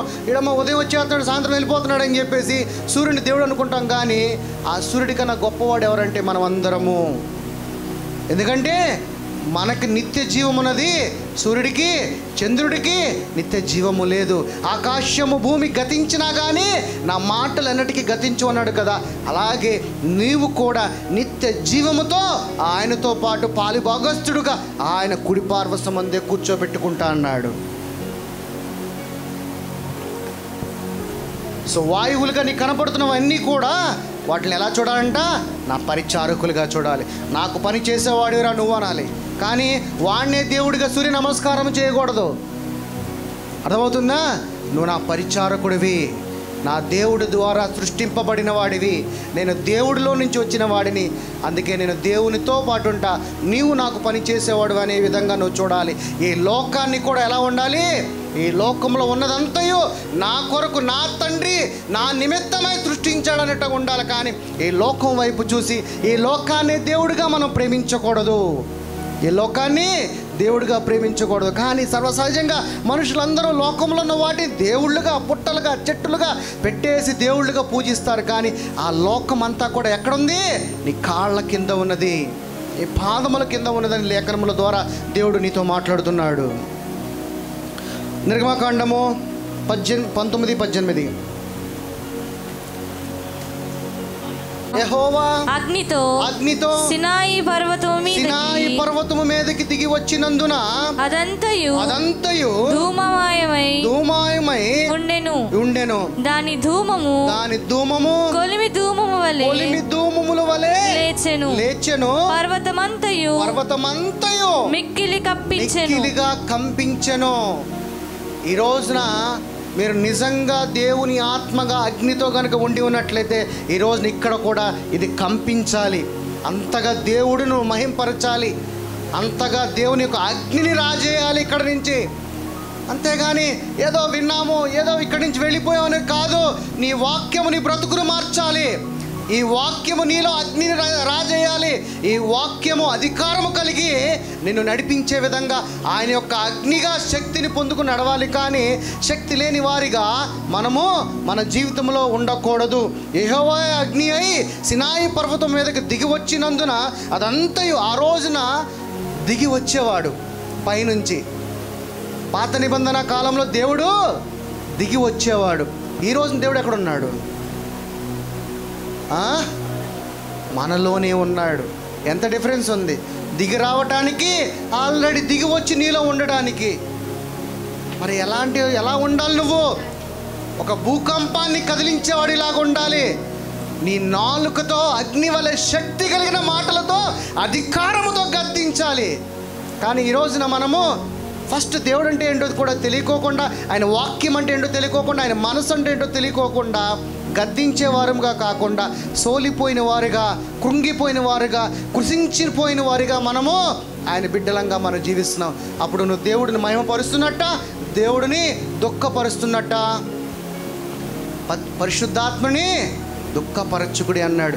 నీలో దేవుడు ఉన్నప్పుడు ఆ దేవుడు నా అధికారం కలిగి జీవించిన రోజున ఇప్పుడు మన పిల్లోడు ఏడ్చినప్పుడు మనం బాధపడదాం లేదా? మరి అదే దేవుడు నీలో ఉండి బాధపడుతున్నాడా లేదా? అందుకని దేవుడు అంటున్నాడంటే, నీలో ఉన్న పరిశుద్ధాత్మని దుఃఖపరచమాకు. నీలో ఉన్న దేవుడు ప్రజ్వలించాలి. అగ్ని జ్వాలల వలె ప్రజ్వలించాలంటే జీవం కలిగిన మాటలు నీలో నుంచి, నీ నాలుక మీద నుంచి పుట్టాలి. అధికారము కలిగి ప్రతి దానిని శాసిస్తూ ఏలుతూ జీవించమన్నాడు. మనము శాసించకుండా, వేలకుండా ఈ లోకంలో ఉన్న వాటితోనే కలిసి మనము జీవిస్తున్నాం. మనం ఎలా జీవిస్తున్నాం మీరే అర్థం చేసుకోండి. నిర్గమకాండము 40:38 ఫటాఫట్.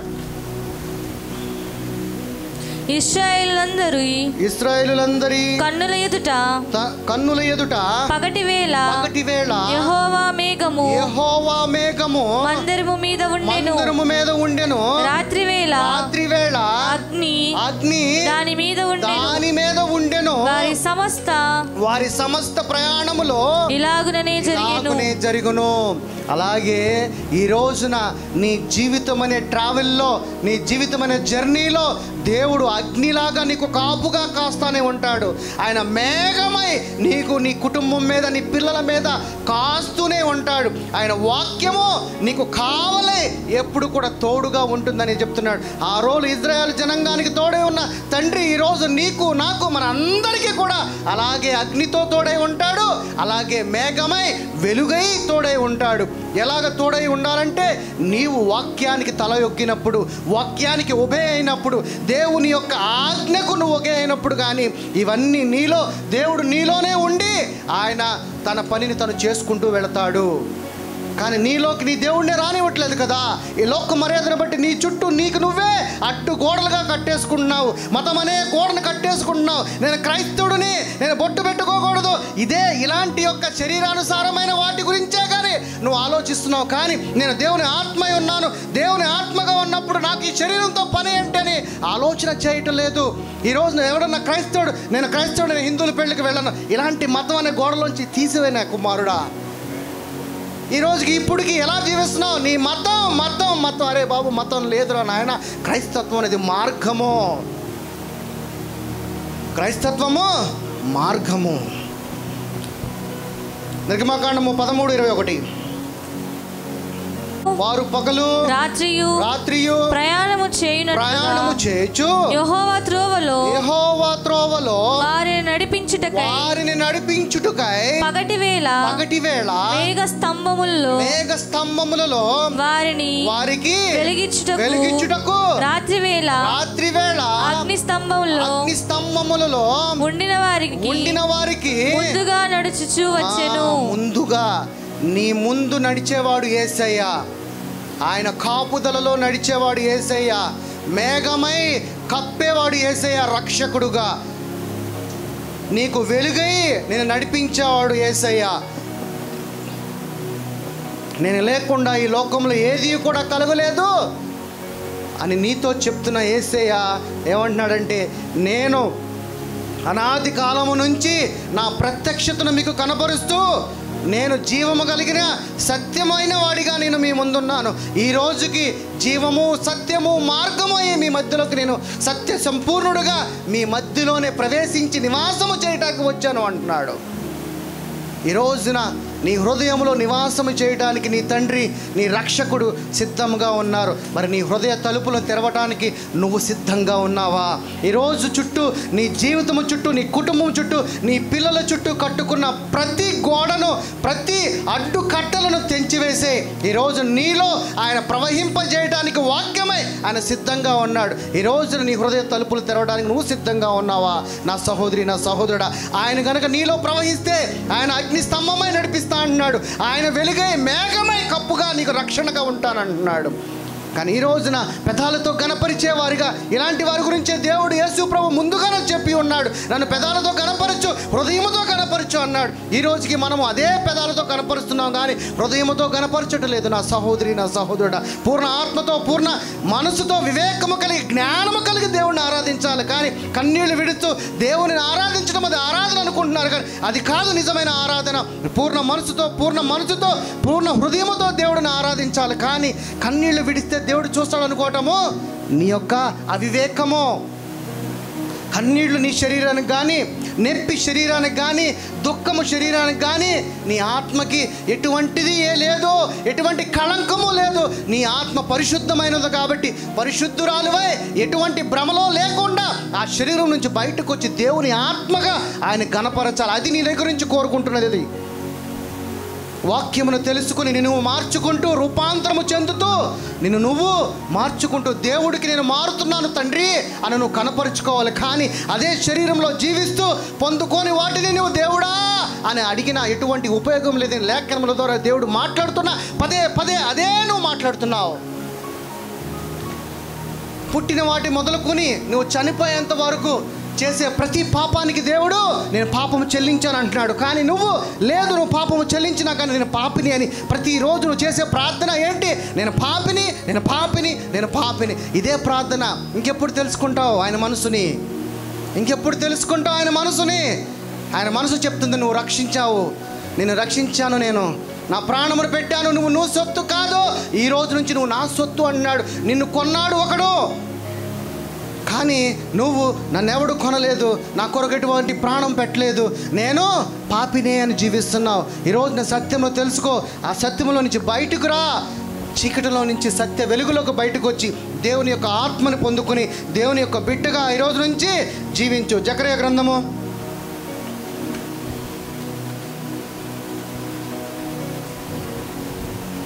13:9.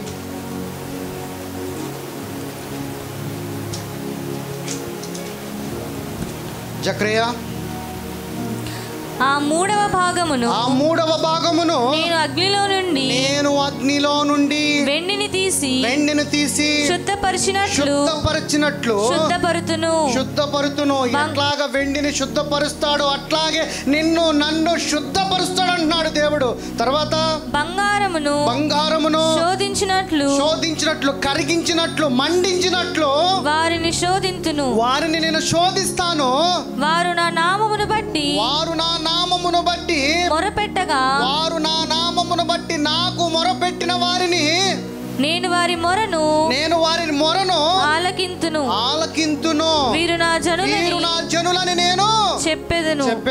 యెహోవా నా దేవుడని వారు చెప్పెదరు. ఎలాగ బంగారమును కరిగిస్తే ఆభరణం బయటకు వస్తుందో అలాగే ఆయన నన్ను ఆయన వాక్యముతో పరిశుద్ధపరుస్తానంటున్నాడు. పరిశుద్ధపరిచే దేవుడు నీకు తోడే ఉండగా నీవు ఇంకా చింతతో కలతతో బాధతో నువ్వు జీవిస్తున్నావు అంటే ఎంత అవివేకమో. వాక్యం అనే జ్ఞానమును తెలుసుకోక ఒక అవివిశ్వాసిగా జీవిస్తున్నావు నా సహోదరి సహోదరుడా.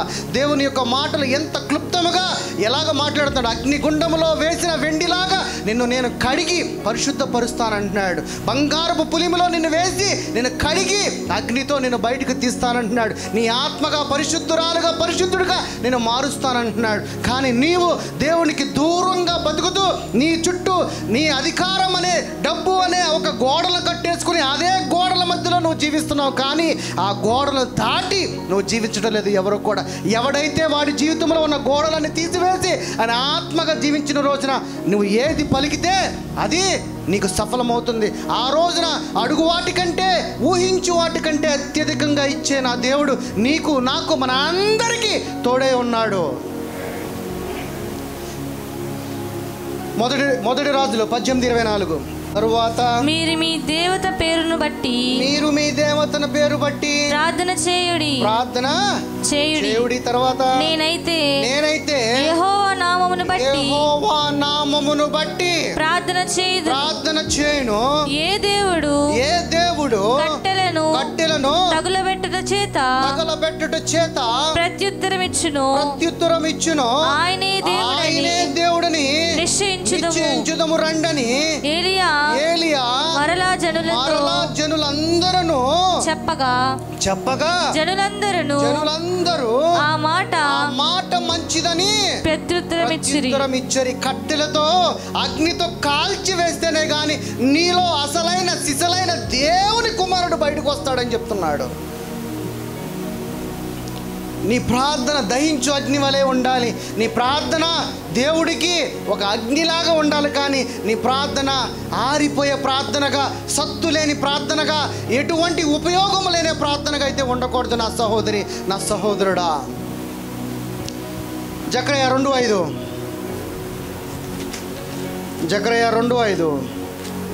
త్వరగా టైం అయిపోయింది.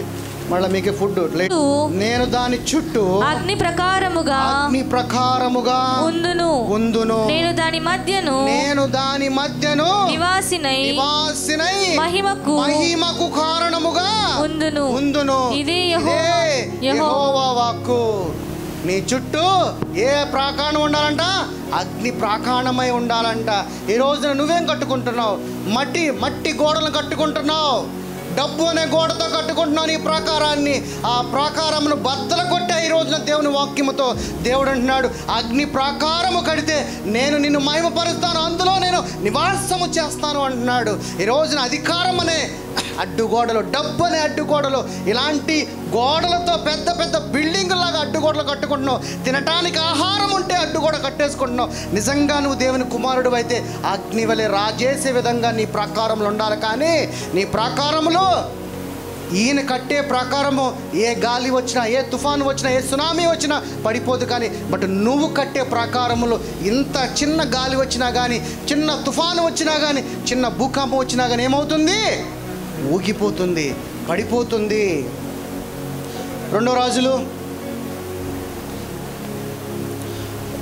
రెండవ రాజులు 2:11. వెళ్ళుచు వారు ఇంకా వెళ్ళుచు మాటలాడుచుండగా ఇదిగో అగ్ని రథమును అగ్ని గుర్రములను కనబడి వీరిద్దరిని వేరు చేసెను. అప్పుడు ఏలియా సుడిగాలి చేత ఆకాశమునందు ఆరోహణమాయెను. అగ్ని రథమును అగ్ని గుర్రములను కనబడి వీరిద్దరిని వేరు చేస్తూ, అప్పుడు ఆ ఏలియా అంట ఒక అగ్ని సుడిగాలిలాగా అందులో నుంచి ఆరోహణమయ్యాడంట, మరణము లేకుండా సజీవుడుగా. ఈ రోజున నీవు దేవుని యొక్క ఆత్మ, దేవుని యొక్క అగ్ని వలె ఉంటే నీకు కూడా మరణం ఉండదు. ఎలాగ హోనాకుని తీసుకుని వెళ్ళిపోయాడు, ఎలాగ ఏలియాని తీసుకుని వెళ్ళిపోయాడు, ఈరోజు నిన్ను కూడా అలాగే తీసుకుని వెళ్ళటానికి సిద్ధంగా ఉన్నాడు. కానీ అలా జీవించడానికి నువ్వు సిద్ధంగా ఉన్నావా? నిన్ను నువ్వే పరీక్షించుకో నా సహోదరి, నా సహోదరుడా. మలాకీ గ్రంథము 3:2.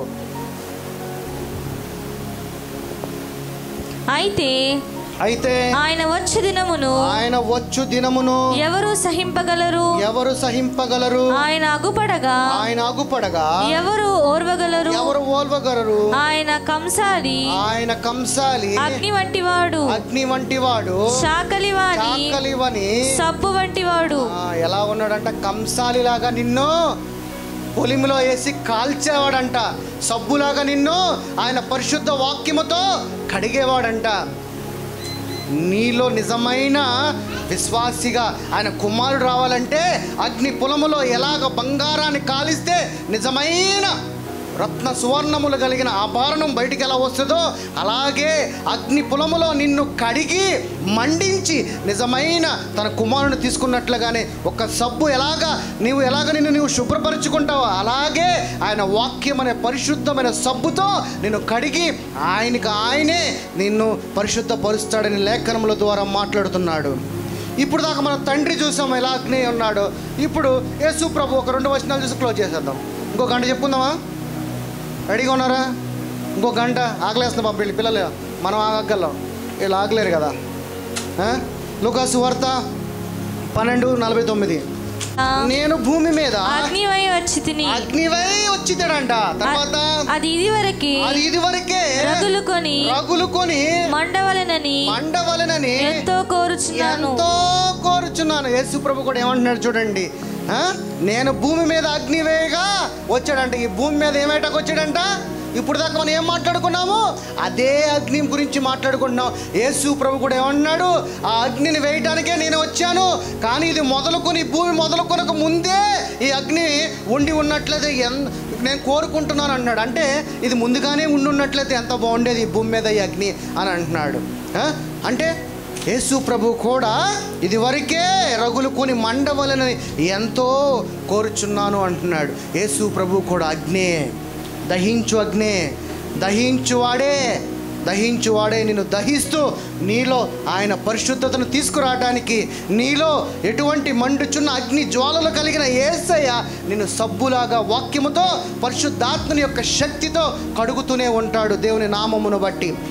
అపోస్తుల కార్యము 2:3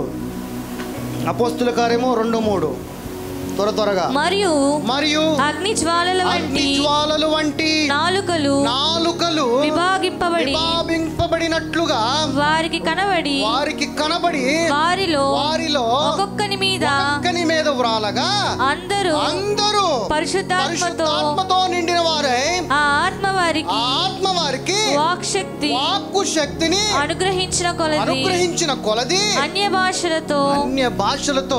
అంటే ఏంటి? నీలో అగ్ని ప్రవేశించిన రోజున నువ్వేం మాట్లాడతావంట? భాషలు ప్రవచిస్తావంట. ప్రొఫెసీనే. అగ్ని నీలో దేవుని యొక్క అగ్ని మండాలి. ఆ మండే వాడిలాగా జీవించాలి, కానీ ఆరిపోయిన వాడిలాగా జీవించకూడదు నా సహోదరి, నా సహోదరుడా. కొరింథీయులు 3:11. ఒకటి కొరబడినది తప్ప మరి యొక్క పునాది వారి యందు మరి యొక్క పునాది ఎవడును వేయనేరడు. ఈ పునాది యేసుక్రీస్తే. తర్వాత ఎవడైనను ఈ పునాది మీద బంగారమును వెండి వెలగల రాళ్ళు కర్ర, గడ్డి కొయ్యలు, కాళ్ళు మొదలైన వాటితో కట్టిన ఎడల అది కూలిపోవును. వాని పని కనబడును. ఆ దినమున దానిని తేటపరుచును. అది అగ్ని చేత బయలుపరచబడును. మరియు వాని పనిని ఎట్టిదో దానిని అగ్నియే పరీక్షించును. నువ్వు కట్టే నీ జీవితము, నువ్వు కట్టే నీ ఇల్లు, నీ కుటుంబము దేవుని అగ్ని మీద కడితే ఆ కుటుంబము పడిపోదంట. కానీ వెలగలిన రాళ్ల మీద కానీ, పునాది వేసిన బంగారం కానీ, దేని మీద వేసినా కానీ అది కూలిపోతుంది. నా సహోదరి, నా సహోదరుడా, కింద ఉండవలసిన బంగారాన్ని తీసుకొచ్చి నీ మెడ మీద వేసుకుంటున్నావు, దాన్ని చూసి మురిసిపోతున్నావు. దేనికి ఎక్కడుండే దాన్ని తీసుకొచ్చి, కిందున్న వాటిని తీసుకొచ్చి నీ చెవులకి, నీ యొక్క మెడకు వేసుకుని వాటిని చూసి మురిసిపోతున్నావు. నన్ను చూడు, నా గర్వము చూడు, నాకున్న బంగారము చూడని. అవి వల్ల ఎటువంటి ఉపయోగం లేదని దేవుడు చెప్తున్నాడు. 1 పేతురు 1:7 నశించిపోవు సువర్ణము అగ్ని పరీక్ష వలన శుద్ధపరచబడుచున్నది కదా. దానికంటే అమూల్యమైన మీ విశ్వాసము ఈ శోధనల చేత పరీక్షకు నిలిచినదై యేసుక్రీస్తు ప్రత్యక్షమైనప్పుడు మీకు మెప్పును మహిమయు ఘనతయు కలుగుటకు కారణమగును. ఎలాంటి అగ్ని పరీక్ష వలన?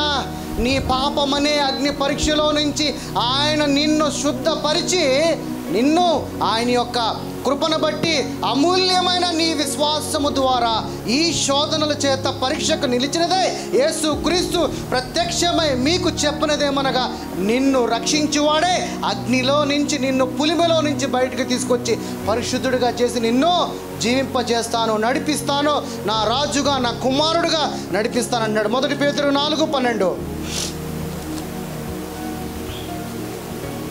మిమ్మును శోధించుటకు మీకు కలుగుచున్న అగ్ని వంటి మహాశ్రమను గూర్చి మీకేదో ఒక వింత సంభవించినట్లు ఆశ్చర్యపడకుడి.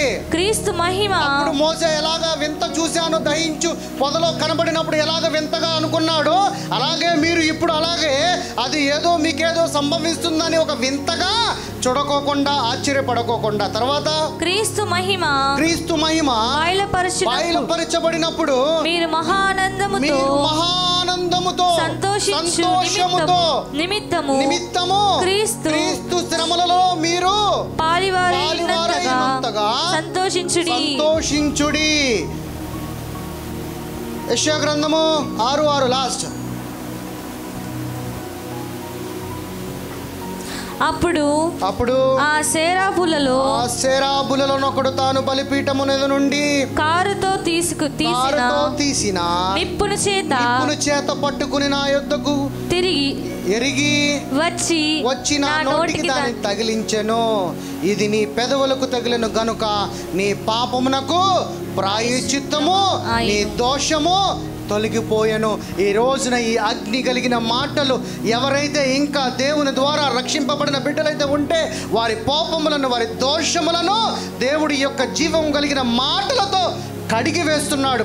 ఇలాగా ఈ వాక్యముతో మీరు శుద్ధపరచబడి దేవుని ఆత్మ, దేవుని పులిములో నుంచి దేవుని యొక్క వాక్యముతో మిమ్మలను ఆయన సబ్బులాగా కడిగి ఈరోజు ఈ వాక్యము పరిశుద్ధతగా ఒక అగ్నిలాగా మీరు ఇక్కడి నుంచి వెళ్ళబోతుందని నమ్ముచు ఈ వాక్యము మిమ్మల్ని దీవించబడును గాక, ఈ వాక్యము మిమ్మల్ని ఆశీర్వదించబడును గాక. ఈ వాక్యము ద్వారా మీరు ఈ రోజు నుంచి శక్తి కలిగిన వారిగా, దేవుని ఆత్మగా, దేవుని బిడ్డలుగా జీవించబడును గాక. ఈ వాక్యము మీలో ఒక అగ్ని అయి, ఒక సమృద్ధి అయి, ఒక మంచి ఆరోగ్యమై జీవించును గాక. ఈ రోజున ఈ పిల్లలను ప్రతి ఒక్కరు కూడా అగ్నిలాగా దహించువలే దేవుని ఆత్మను పొందుకుని జీవించు వారులాగా ఉండాలని ప్రభువుని ప్రేరట ప్రతి ఒక్కరిని బతిమాలుకుంటూ వేడుకొనిచున్నాను. God bless you all. Amen. ಗಟ್ಟಿಗೆ ಚಪ್ಪಟ್ಲು ಜೋರಾಗಿ ಅದ್ಭುತವಾಗಿ ದೇವರ ಸೇವಕರು ವಾಕ್ಯಗಳನ್ನು ಹೇಳ್ತಾ ಇದ್ದರು. ಕೇಳುವಾಗ ಭಾಳ ಸಂತೋಷವಾಗ್ತಾ ಇದೆ. ಮತ್ತು ಈ ಮತ್ತೊಂದು ಸಲ ಈ ವಾಕ್ಯಗಳನ್ನು ಕೇಳಬೇಕೆಂಬುದಾಗಿ ಎಷ್ಟು ಜನ ಇಷ್ಟಪಡ್ತಿದ್ದೀರಿ? ನಾನು ಈಗ 2 ತಾಸು ಮಾತಾಡಲಿಕ್ಕಿದ್ದೀನಿ. ಏನಪ್ಪ ಎಷ್ಟು ಸೈಲೆಂಟ್ ಆಗಿಬಿಟ್ರೆ ಎಲ್ಲರೂ ನೀವು? ಹೆದರ್ಕೋಬೇಡ್ರಿ, ನಿಮಗಿಂತ ಜಾಸ್ತಿ ಆಶು ನನಗೆ ಆಗ್ತಾ ಇದೆ. ಆಮೇನ್ ಆಮೇನ್, ಹಲ್ಲೆಲೂಯ, ಜೋರಾಗಿ ಹಲ್ಲೆಲೂಯ. ಯಾರಾದರೂ ಒಬ್ಬರು ಪ್ರಸಂಗಿ ಗಮನಿಸ್ರಿ, ಕೀರ್ತನೆ 119:9 ವಾಕ್ಯ ಒಬ್ಬರು ಹೋದ್ರಿ, ಒಬ್ಬರು ಪ್ರಸಂಗಿ 12:1 ಹೋದ್ರಿ, ಒಬ್ಬರು ತಿಮೋತಿ 1 ತಿಮೋತಿ ಪುಸ್ತಕ 4ನೇ ಅಧ್ಯಾಯ 12ನೇ ವಾಕ್ಯ. ಬೇಗ 3 ನಿಮಿಷದಲ್ಲಿ ಮುಗಿಸ್ತೀನಿ. ಎಷ್ಟು ನಿಮಿಷ? ಎಷ್ಟು ನಿಮಿಷ ರೀ? ಈ ಕೂಟ ಯಾವ ಕೂಟ? ಈ ಕೂಟ ಯಾವ ಕೂಟ? ಬರೀ ಯವನಸ್ಥರು ಮಾತ್ರ ಜೋರಾಗಿ ಹಲ್ಲೆಲೂಯ ಹೇಳ್ರಿ. ಇಷ್ಟೇನಾ? ಇನ್ನೊಂದು ಸಲ ಯವನಸ್ಥರು ಮಾತ್ರ? ಸರಿ, ಗರ್ಲ್ಸ್ ಬೇಡ, ಬರೀ ಬಾಯ್ಸ್ ಮಾತ್ರ? ಇಷ್ಟೇನಾ? ಇನ್ನೊಂದು ಸಲ? ಸರಿ, ಈಗ ಗರ್ಲ್ಸ್ ಮಾತ್ರ ಹೇಳ್ರಿ ನೋಡೋಣ. ಇನ್ನೂ ಸ್ವಲ್ಪ ಜೋರಾಗಿ. ವಾಕ್ಯ ತೆಗೆದ್ರ? ಹೇಳ್ತಾ ಇರೋವಾಗ ವಾಕ್ಯ ತೆಗೆದ್ರ ಇಲ್ವಾ? ತೆಗೆದಿಲ್ವಾ? ಅಥವಾ ಮರ್ತೋಗಿನಯ್ಯ ಅಂತ ಹೇಳ್ತಿದ್ದೀರಾ? ಕೀರ್ತನೆ 119:9. ಸ್ವಲ್ಪ ಗಟ್ಟಿಯಾಗಿ, ನನಗೆ ಸ್ವಲ್ಪ ಕಿವುಡಿದೆ, ಎಲ್ಲರೂ ಕೇಳಬೇಕು ಮತ್ತೆ ಸ್ವಲ್ಪ ಗಟ್ಟಿಯಾಗಿ. ಯವನಸ್ಥನು ತನ್ನ ನಡತೆಯನ್ನು ಏನಪ್ಪ, ಏನು ವಿಷಯ? ಯಾವುದು? ಸ್ವಲ್ಪ ಜೋರಾಗಿ ಹೇಳ್ರಿ. ಯಾವುದು? ಇನ್ನು ಸ್ವಲ್ಪ ನಡತೆ ಅಂತ ಹೇಳ್ರಿ. ನಡತೆ ಎಲ್ಲರೂ ಹೇಳ್ರಿ. ಇನ್ನು ಸ್ವಲ್ಪ ಜೋರಾಗಿ, ಇನ್ನು ಸ್ವಲ್ಪ ಜೋರಾಗಿ, ಇನ್ನು ಸ್ವಲ್ಪ ಜೋರಾಗಿ. ದೇವರ ವಾಕ್ಯ ತುಂಬ ಸ್ಪಷ್ಟವಾಗಿ ಹೇಳ್ತಾ ಯವನಸ್ಥರಿಗೆ ಏನಂತ ಅಂದರೆ, ನಿಮ್ಮ ನಡತೆಯನ್ನು ಹೋದ್ರಿ, ತನ್ನ ನಡತೆಯನ್ನು ಶುದ್ಧಪಡಿಸಿಕೊಳ್ಳುವುದು ಯಾವುದರಿಂದ? ಈಗ ನೋಡ್ರಿ, ಬಟ್ಟೆ ಶುದ್ಧ ಹೋಗಿತ್ತಿ ಕ್ಲೀನ್ ಮಾಡ್ತೀವಲ್ಲ, ಯಾವುದರಿಂದ ಕ್ಲೀನ್ ಮಾಡ್ತೀವಿ? ಯಾವುದರಿಂದ ಹೇಳ್ರಿ? ಸ್ವಲ್ಪ ಹೇಳಿಲ್ಲ ಅಂದರೆ ಬಿಡಲ್ಲ. ಬಟ್ಟೆ ಕ್ಲೀನ್ ಮಾಡ್ತೀರಲ್ಲ, ಯಾವುದರಿಂದ ಶುದ್ಧ ಮಾಡ್ತೀರಿ? ನಿಮ್ಮ ಹಲ್ಲು ಯಾವುದರಿಂದ ಶುದ್ಧ ಮಾಡ್ತೀರಿ? ನಿಮ್ಮ ಮೈ ಯಾವುದರಿಂದ ಶುದ್ಧ ಮಾಡ್ತೀರಿ? ಶಾಂಪೂ, ನೀರು, ಸೋಪ್. ಹೇಳ್ರಿ ಶಾಂಪೂ, ಹೇಳ್ರಿ ಶಾಂಪೂ, ನೀರು, ಸೋಪು. ಹೌದಾ? ಆದರೆ ವಿಶೇಷವಾಗಿ ದೇವರ ಮಕ್ಕಳಂತ ನಾವು ನಮ್ಮ ಆತ್ಮವನ್ನು ಕೂಡ ಶುದ್ಧಿ ಮಾಡ್ಕೋಬೇಕು. ಯಾವುದನ್ನ? ಸ್ವಲ್ಪ ಗಟ್ಟಿಯಾಗಿ. ಯಾವುದನ್ನ? ಅಥವಾ ನಮ್ಮ ನಡೆಯನ್ನು, ನಿಮ್ಮ ನುಡಿಯನ್ನು, ನಿಮ್ಮ ಮಾತನ್ನು, ನಿಮ್ಮ ದೃಷ್ಟಿಯನ್ನು, ನಿಮ್ಮ ಜೀವನವನ್ನು ಯೇಸುಗಾಗಿ ಶುದ್ಧಿ ಮಾಡಿಕೊಳ್ಳಬೇಕು. ಯಾರು ಆಮೇಲೆ ಹೇಳಿ? ಇಷ್ಟ ಇಲ್ವಾ? ಏನು ಮಾಡ್ಕೋಬೇಕು ನಾವು? ಯೇಸು ರಕ್ತದಿಂದ, ಪವಿತ್ರವಂತ ರಕ್ತದಿಂದ ಆತನ ಸ್ವಂತ ರಕ್ಷಕನಾಗಿ ಅಂಗೀಕಾರ ಮಾಡಿ. ಈಗ ನೀವು ಯವನ ಪ್ರಾಯದಲ್ಲಿ ಎಲ್ಲ ನೀವು ಕೂತಿದ್ರಲ್ಲ, ಒಂದು ಕಾಲದಲ್ಲಿ ನೀವು IAS IPSಗಳು ಆಗ್ಬೋದು. ನೀವು ನಂಬಿಕೆ ಇಲ್ವಲ್ಲ? ಆಮೇಲೆ ಅಂದರೆ ಏನು ಅದರ ಅರ್ಥ? ಆಗಬಾರ್ದಂತನಾ? ಹೇಳಿ ಒಂದ್ಸಲ ಆಮೇಲೆ ಅಂತೇಳಿ ಗಟ್ಟಿಯಾಗಿ. ಯಾರಿಗೆ ಗೊತ್ತು ನೀವು ಡಾಕ್ಟ್ರುಗಳು ಆಗ್ಬೋದು, ಯಾರಿಗೆ ಗೊತ್ತು ನೀವು ಇಂಜಿನಿಯರ್ಗಳಾಗ್ಬೋದು, ಯಾರಿಗೆ ಗೊತ್ತು ನೀವು ಒಳ್ಳೆ ರಾಜಕಾರಣಿಗಳಾಗ್ಬೋದು, ಯಾರಿಗೆ ಗೊತ್ತು ದೇವರು ನಿಮ್ಗೆ ಒಳ್ಳೆಯ ಸ್ಥಾನ ಕೊಡ್ಬೋದು. ದೇವರು ತನ್ನ ಉದ್ದೇಶದ ಮೇರೆಗೆ, ದೇವರು ತನ್ನ ಸಂಕಲ್ಪದ ಮೇರೆಗೆ ಈ ಸ್ಥಳಕ್ಕೆ ನಿಮ್ಮನ್ನು ಯಾರೋ ಕರೆದಿಲ್ಲ, ದೇವರಾತ್ಮ ನಿಮ್ಮನ್ನು ಈ ಸ್ಥಳಕ್ಕೆ ನಡೆಸಿದ್ದಾನೆ. ಹೇಳಿಲ್ಲ ಯಾರು ಆಮೇಲೆ ಅಂತೇಳಿ. ನನಗೆ ಈ ಥರ ಮೌನ ಕೂತ್ಕೊಂಡು ಇಷ್ಟ ಆಗಲ್ಲ. ದೇವರೇನು ಕುಂತಿದ್ರೆ ಎಲ್ಲರ ಮೇಲೆ ದೇವರು ತನ್ನ ಸಂಕಲ್ಪ ಇದೆ. ದೇವರಿಗೆ ಉದ್ದೇಶ ಇದೆ. ದೇವರು ನಿಮ್ಮ ಮೇಲೆ ಪ್ರೀತಿ ಇಟ್ಟಿದ್ದಾನೆ. ಆದರೆ ಈಗಿನ ಜನಮಾನಗಳಲ್ಲಿ ಜಾಸ್ತಿ ಯವನಸ್ಥರು ಪಾಪಕ್ಕೆ ಒಳಗಾಗ್ತಾರೆ, ಲೋಕಕ್ಕೆ ಆಕರ್ಷಣೆ ಆಗ್ತಾರೆ. ಅದಕ್ಕೆ ನಮ್ಮ ಆ ಪಿತೃವಾಗಿರುವಂಥ ದಾವೀದನು ಹೇಳ್ತಿದ್ದಾನೆ, ಯವನಸ್ಥನು ತನ್ನನ್ನು ಯಾವ ರೀತಿಯಲ್ಲಿ ಶುದ್ಧಿ ಮಾಡಿಕೊಳ್ಳುತ್ತಾನೆ ಅಂದರೆ, ಯಾವುದ್ರಲ್ಲಿ ಅಂತ? ಯಾವ ಥರ ಶುದ್ಧಿ ಮಾಡ್ಕೊಳ್ತಾನೆ ನಡತೆಯನ್ನು? ಹೇಳ್ರಿ ಜೋರಾಗಿ. ಜೋರಾಗಿ ಹೇಳ್ರಿ. ವಾಕ್ಯ ಜೋರಾಗಿ ಹೇಳ್ರಿ. ಇಷ್ಟೊತ್ತು ಅಯ್ಯ ಏನು ಹೇಳಿದ್ರು? ಜೋರಾಗಿ ಹೇಳ್ರಿ. ಏನು ಹೇಳಿದ್ರು? ಜೋರಾಗಿ ಹೇಳ್ರಿ. ಏನು ಹೇಳಿದ್ರು? ನಿಮ್ಮ ಕೈಯಲ್ಲಿ ಏನಿದೆ ನಿಮ್ಮ ಕೈಯಲ್ಲಿ? ನೀವೆಲ್ಲ ಇಲ್ಲಿ ಯಾಕೆ ಬಂದಿದ್ದೀರಿ? ಜೋರಾಗಿ ಹೇಳ್ರಿ. ಯಾಕೆ ಬಂದಿದ್ದೀರಿ?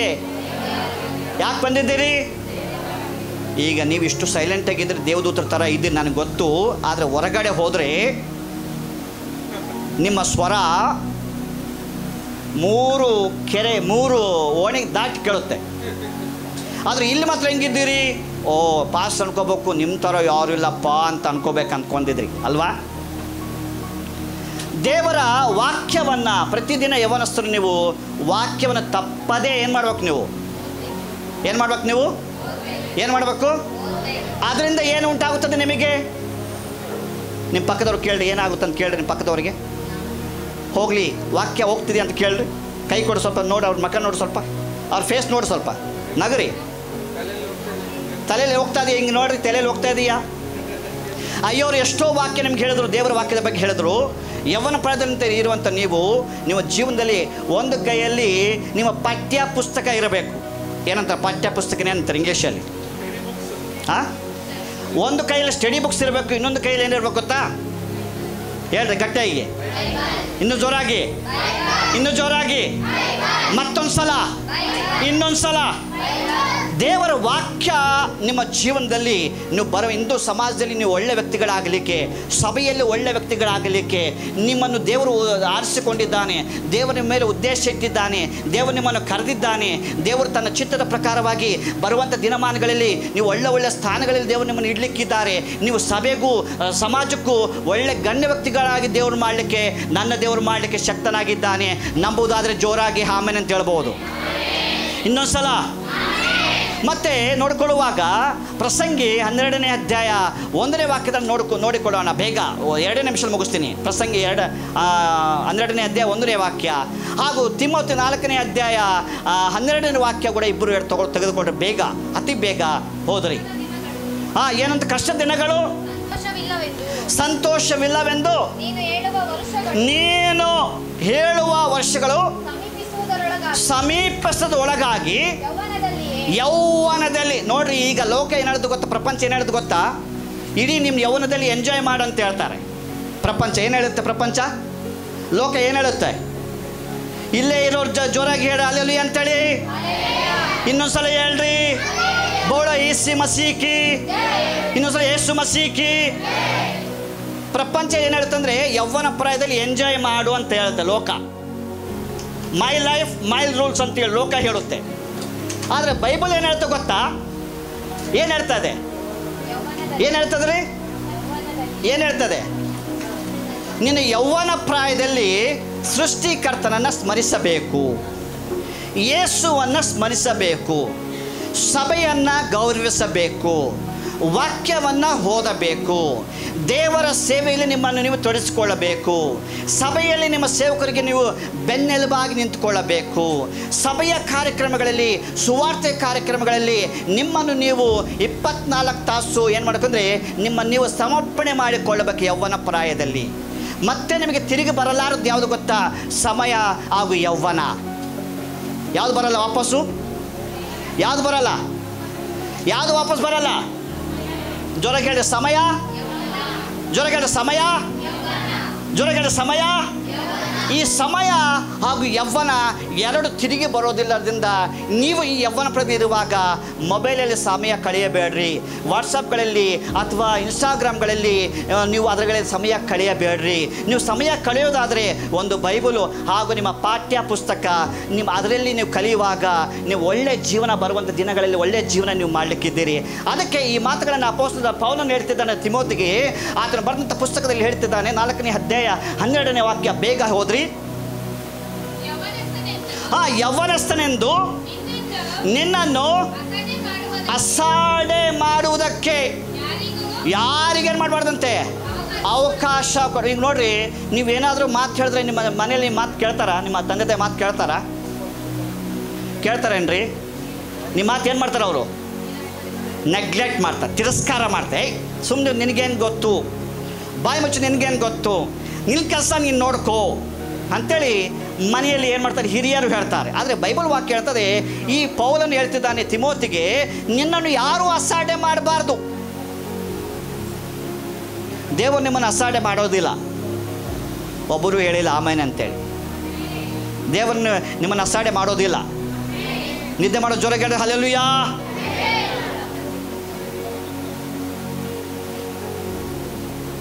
ಯೌವನಸ್ಥನು ನಿನ್ನನ್ನು ಯಾರು ಅಸಾಡೆ ಮಾಡದ ಹಾಗೆ, ಮತ್ತೆ ಮುಂದೆ ಏನಂತಾರೆ?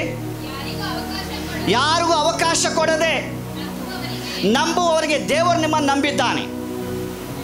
ಇದಕ್ಕೂ ಆಮೇನಿಲ್ಲ. ದೇವರು ನಿಮ್ಮ ನಂಬಿದ್ದಾನೆ. ದೇವರು ನಿಮ್ಮ ನಂಬಿ ಈ ಸ್ಥಳಕ್ಕೆ ಕರೆದಿದ್ದಾನೆ. ದೇವರು ನಿಮ್ಮನ್ನು ನಂಬಿ ನಿಮಗೆ ಆ ಕಾಲೇಜ್ ಆಗಲಿ ಸ್ಕೂಲ್ ಆಗಲಿ ದೇವರು ನಿಮಗೆ ಅನುಗ್ರಹ ಮಾಡಿದ್ದಾರೆ. ದೇವರು ನಿಮ್ಮನ್ನು ನಂಬಿ ನಿಮಗೆ ಆಹಾರ ಕೊಟ್ಟಿದ್ದಾರೆ. ದೇವರು ನಿಮಗೆ ನಂಬಿ ನಿಮಗೆ ಒಳ್ಳೆ ತಂದೆ ತಾಯಿ ಕೊಟ್ಟಿದ್ದಾರೆ. ದೇವರು ನಿಮ್ಮನ್ನು ನಂಬಿ ಒಳ್ಳೆ ಸಭೆ ಕೊಟ್ಟಿದ್ದಾರೆ. ದೇವರು ನಿಮ್ಮನ್ನು ನಂಬಿ ಒಳ್ಳೆ ಪಾಸ್ಟ್ ಕೊಟ್ಟಿದ್ದಾರೆ. ದೇವರು ನಿಮ್ಮನ್ನು ನಂಬಿ ಬೈಬಲ್ ಕೊಟ್ಟಿದ್ದಾರೆ. ದೇವರು ನಿಮ್ಮನ್ನು ನಂಬಿ ತನ್ನ ಪ್ರಾಣವನ್ನು ಕೊಟ್ಟಿದ್ದಾನೆ. ದೇವರು ನಿನ್ನನ್ನು ನಂಬಿ ತನ್ನ ರಕ್ತವನ್ನು ಚೆಲ್ಲಿದ್ದಾನೆ. ಯಾಕೆ ಗೊತ್ತಾ? ನೀನು ಈ ಲೋಕದಲ್ಲಿ ಬಾಳುವಾಗ ಕ್ರಿಸ್ತನಿಗಾಗಿ ಸಾಕ್ಷಿಯಾಗಿ ಜೀವಿಸಬೇಕೆಂಬುದಾಗಿ. ಯಾರು ಹೇಳಿಲ್ಲ ಆಮೇನ್ ಎಂಬುದಾಗಿ. ಬಹಳ ಬೇಜಾರಾಗುತ್ತೆ. ದೇವರು ನಿಮ್ಮನ್ನು ನಂಬಿ ಕರೆದಿದ್ದಾನೆ. ಮನುಷ್ಯರು ಕರೆದಿಲ್ಲ, ಹಣ ಕರೆದಿಲ್ಲ, ಆಸ್ತಿ ಕರೆದಿಲ್ಲ, ಸೌಂದರ್ಯ ಕರೆದಿಲ್ಲ, ವಿದ್ಯಾಭ್ಯಾಸ ಕರೆದಿಲ್ಲ, ಕೆಲಸಗಳು ಕರೆದಿಲ್ಲ, ವ್ಯಾಪಾರಗಳು ಕರೆದಿಲ್ಲ. ಆದರೂ ದೇವರು ನಿಮ್ಮನ್ನು ನಂಬಿದ್ದಾನೆ. ಯಾಕೆ ನಂಬಿದ್ದಾರೆ ಗೊತ್ತಾ? ಓದಿ ಮುಂದಕ್ಕೆ ಏನಂತ ಇಲ್ಲೆಲ್ಲ ಜೋರಾಗಿ ನಡೆ, ಎಲ್ಲರೂ ಹೇಳ್ರಿ, ಜೋರಾಗಿ ಹೇಳ್ರಿ, ಎಲ್ಲರೂ ಹೇಳಿ ನೋಡ್ರಿ, ಹೇಳ್ರಿ ನಡೆ, ಜೋರಾಗಿ ಹೇಳ್ರಿ ಎಲ್ಲರೂ ನಡೆ.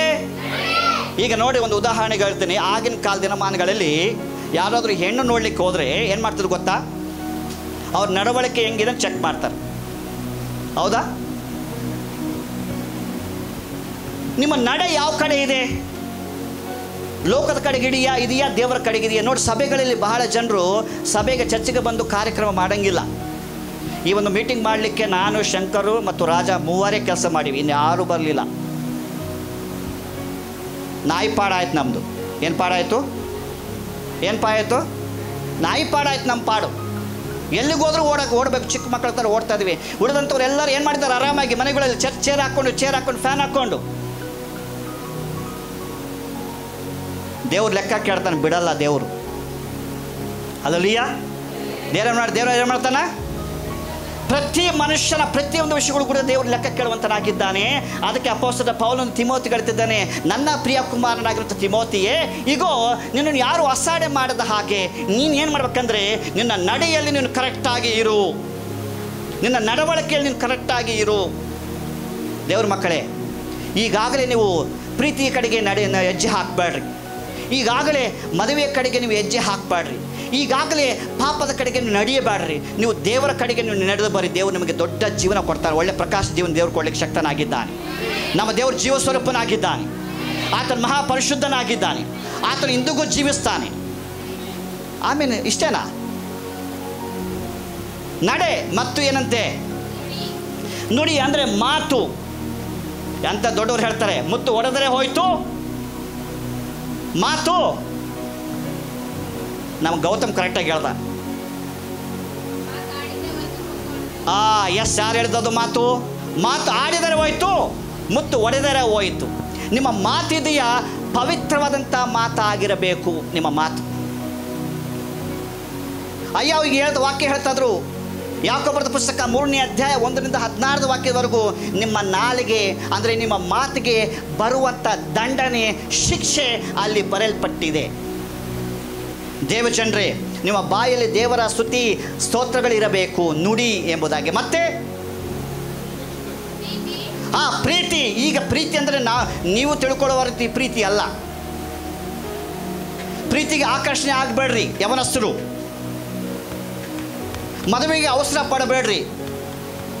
ನಿಮ್ಮ ಕೆರಿಯರ್ ಮೇಲೆ ಫೋಕಸ್ ಮಾಡಿರಿ. ನಿಮ್ಮ ಜೀವನದ ಮೇಲೆ, ನಿಮ್ಮ ವಿದ್ಯಾಭ್ಯಾಸದ ಮೇಲೆ, ನಿಮ್ಮ ಕುಟುಂಬದ ಮೇಲೆ, ನಿಮ್ಮ ಸಮಾಜದ ಮೇಲೆ, ಸಭೆಯ ಮೇಲೆ, ಸೇವಕರ ಮೇಲೆ, ಸುವಾರ್ತೆಯ ಮೇಲೆ ನಿಮ್ಮ ಗುರಿ ಏನಾಗಿರಬೇಕಂದ್ರೆ, ನಿಮ್ಮ ಉದ್ದೇಶ ಏನಾಗಿರಬೇಕಂದ್ರೆ, ನಿಮ್ಮ ಎಲ್ಲದರಲ್ಲಿ ನೀವು ದೇವರ ಕಡೆಗೆ ದೃಷ್ಟಿ ಇಟ್ಟವರಾಗಿ, ದೇವರ ಕಡೆಗೆ ನಡೆಯುವವರಾಗಿ, ದೇವರ ಮಾತನ್ನು ಓದುವವರಾಗಿ, ದೇವರ ಮಾತನ್ನು ಗೌರವಿಸರಾಗಿ, ದೇವರಿಗಾಗಿ ನೀವೇನು ಮಾಡ್ಕೊಂಡ್ರೆ ಜೀವಿಸುವಂಥರಾಗಿರಬೇಕು. ನಿಮ್ಮ ಮಾತು, ನಿಮ್ಮ ನಡೆ, ನಿಮ್ಮ ನುಡಿ ಬಹಳ ದೇವರು ಗಮನಿಸುತ್ತಾನೆ. ಮತ್ತೇನಿದೆ? ಮತ್ತು ಪ್ರೀತಿ ಕೂಡ ದೇವರನ್ನೇ ಬಿಟ್ಟು ಇನ್ಯಾರನ್ನೂ ಕೂಡ ಈ ಲೋಕವನ್ನು ಪ್ರೀತಿ ಮಾಡಬಾರ್ದು. 4ನೇದು ಹೇಳ್ತದೆ ನಂಬಿಕೆ. ವಾಕ್ಯ ಬೈಬಲ್ ಹೇಳ್ತದೆ ನಂಬಿಕೆ ಎಷ್ಟಿರ್ಬೇಕಂತ ನಮಗೆ. ಬೈಬಲ್ ಪ್ರಕಾರ ನಮಗೆ ಎಷ್ಟಿರ್ಬೇಕು ನಂಬಿಕೆ? ಬಿಸಿ ನೀರಲ್ಲಿ ಸಾಸಿವೆ ಹಾಕಿತ್ತಾರ ಅಲ್ಲ, ಹೆಣ್ಮಕ್ಳು ಕೂಡ ಸೈಲೆಂಟ್ ಇದ್ದಾರೆ ನೋಡಿ. ಬಿಸಿ ನೀರು ಅಂದ್ರೆ ಕೇಳ್ತಾ ಇಲ್ಲ ಅವರು. ಅಂದರೆ ನನಗೆ ಗೊತ್ತಾಯ್ತು ನೀವು ಭಾಳ ಅಶ್ವಲಿದ್ದೀರಿ ಅಂತೇಳಿ. ಬಿಸಿ ನೀರಲ್ಲಿ ಸಾಸಿವೆ ಹಾಕ್ತೀರಾ? ಎಲ್ಲಿ ಹಾಕ್ತೀರಿ ಸಾಸಿವೆನ? ಕೆಲವು ಹೆಣ್ಮಕ್ಳು ಕೂಡ ಸಾಸಿವೆ ಮಾಡ್ತಾರೆ, ನಾನು ಮಾಡ್ತೀನಿ. ಬಿಸಿ ಎಣ್ಣೆಲಿ ಸಾಸಿವೆ ಹಾಕ್ತೀವಲ್ಲ, ಸಾಸಿವೆ ಕಾಳಷ್ಟು ನಿಮಗೆ ನಂಬಿಕೆ ಇದ್ದರೆ ಏನಂತಾರೆ, ನಿಮಗೆ ನಂಬಿಕೆ ಇರಬೇಕು ದೇವರು ನಿಮ್ಗೆ ಒಳ್ಳೆ ಜೀವನ ಕೊಟ್ಟೇ ಕೊಡ್ತಾರೆ ಎಂಬುದಾಗಿ. ನಿಮಗೆ ನಂಬಿಕೆ ಇರಲೇಬೇಕು, ನಿಮಗೆ ಒಳ್ಳೆ ಮಾರ್ಕ್ಸ್ ಬಂದೇ ಬರುತ್ತೆ ಎಂಬುದಾಗಿ. ನಿಮಗೆ ನಂಬಿಕೆ ಇರಬೇಕು ದೇವರ ಮೇಲೆ. ನನ್ನ ದೇವರು, ನಾನು ನಂಬಿದಂಥ ದೇವರು ನನಗೆ ಬರುವಂಥ ದಿನಮಾನಗಳಲ್ಲಿ ನಾನು ಬಯಸಿದಂಥ ಜಾಬ್ ಆಗಿರ್ಬೋದು, ನಾನು ಬಯಸಿದಂಥ ವ್ಯಾಪಾರವಾಗಿರ್ಬೋದು, ನಾನು ಬಯಸಿದಂಥ ಜೀವನವಾಗಿರ್ಬೋದು, ನಾನು ಬಯಸಿದಂಥ ವಿಷಯಗಳಾಗಿರ್ಬೋದು, ನನ್ನ ದೇವರು ಕೊಡಲಿಕ್ಕೆ ನನಗೆ ಶಕ್ತನಾಗಿದ್ದೇನೆ ಎಂಬುದಾಗಿ ಆತನನ್ನು ನೋಡಿ ನೀನು ಹೇಳಬಲ್ಲೆಯ? ನಂಬಿಕೆ ಬಹಳ ಮುಖ್ಯ. ದೇವರನ್ನು ಮೆಚ್ಚಿಸಬೇಕಂದ್ರೆ ನಂಬಿಕೆ ಬಹಳ ಮುಖ್ಯ. ಮತ್ತೆ ಇನ್ನೇನಿದೆ? ಶುದ್ಧತ್ವ, ಅಂದರೆ ಪರಿಶುದ್ಧವಾಗಿರಬೇಕಂತ. ಹೇಗಿರಬೇಕು? ಹೇಳಿ ಒಂದ್ಸಲ ಪರಿಶುದ್ಧ, ಹೇಳಿ ಒಂದ್ಸಲ ಪರಿಶುದ್ಧ, ಇನ್ನೊಂದ್ಸಲ ಹೇಳಿ ಪರಿಶುದ್ಧ. ಯಾಕಂದರೆ ನಮ್ಮ ದೇವರು ಆತನ ಮಹಾಪರಿಶುದ್ಧನಾಗಿದ್ದಾನೆ. ಆತನ ಮಕ್ಕಳಂತ ನಾವು ಪಾಪವಿಲ್ಲದ ಹಾಗೆ, ಕಳಂಕವಿಲ್ಲದ ಹಾಗೆ, ನಿರ್ದೋಷಿಗಳಾಗಿ, ನಿಷ್ಕಪಟಿಗಳಾಗಿ, ದೇವರ ದೃಷ್ಟಿಯಲ್ಲಿ, ಸಮಾಜದ ದೃಷ್ಟಿಯಲ್ಲಿ, ಮನೆಯ ದೃಷ್ಟಿಯಲ್ಲಿ, ತಂದೆ ತಾಯಿಯ ದೃಷ್ಟಿಯಲ್ಲಿ ನೀವು ಪರಿಶುದ್ಧರಾಗಿರಬೇಕು. ಅದು ಬಹಳ ಮುಖ್ಯ. ಮತ್ತಿನ್ನೇನಿದೆ? ಇವುಗಳ ವಿಷಯದಲ್ಲಿ ನೀನೇ ಮಾದರಿಯಾಗಿರು. ಹೇಳೋಣ, ನಾನು ಮಾದರಿಯಾಗಿರ್ತೀನಿ. ಹೇಳೋಣ ಎಲ್ಲರೂ ಸೇರಿ, ನಾನು, ಸ್ವಲ್ಪ ಜೋರಾಗಿ, ನಾನು ಮಾದರಿಯಾಗಿರ್ತೇನೆ. ಆಗ ದೇವರು ನಿಮ್ಮನ್ನು ನೋಡಿ ಮೆಚ್ಚಿ ನಿಮಗೆ ತಕ್ಕ ಬಹುಮಾನವನ್ನು ಕೊಡಲಿಕ್ಕೆ ದೇವರು ಶಕ್ತನಾಗಿದ್ದಾನೆ. Hallelujah, hallelujah. ಎದ್ದುಕೊಳ್ಳೋಣವಾ? 2 ನಿಮಿಷ ಎದ್ದುಕೊಳ್ಳೋಣ. ಪ್ರೇಯರ್ ಮಾಡ್ತೀವಿ. ಪ್ರೇಯರ್ ಮಾಡಿದಂಥ ಊಟ ರೆಡಿ ಇದೆ. ಊಟ ಆದ ನಂತರ ಮತ್ತೆ ಚಿಕ್ಕ ಗೇಮ್ ಇದೆ.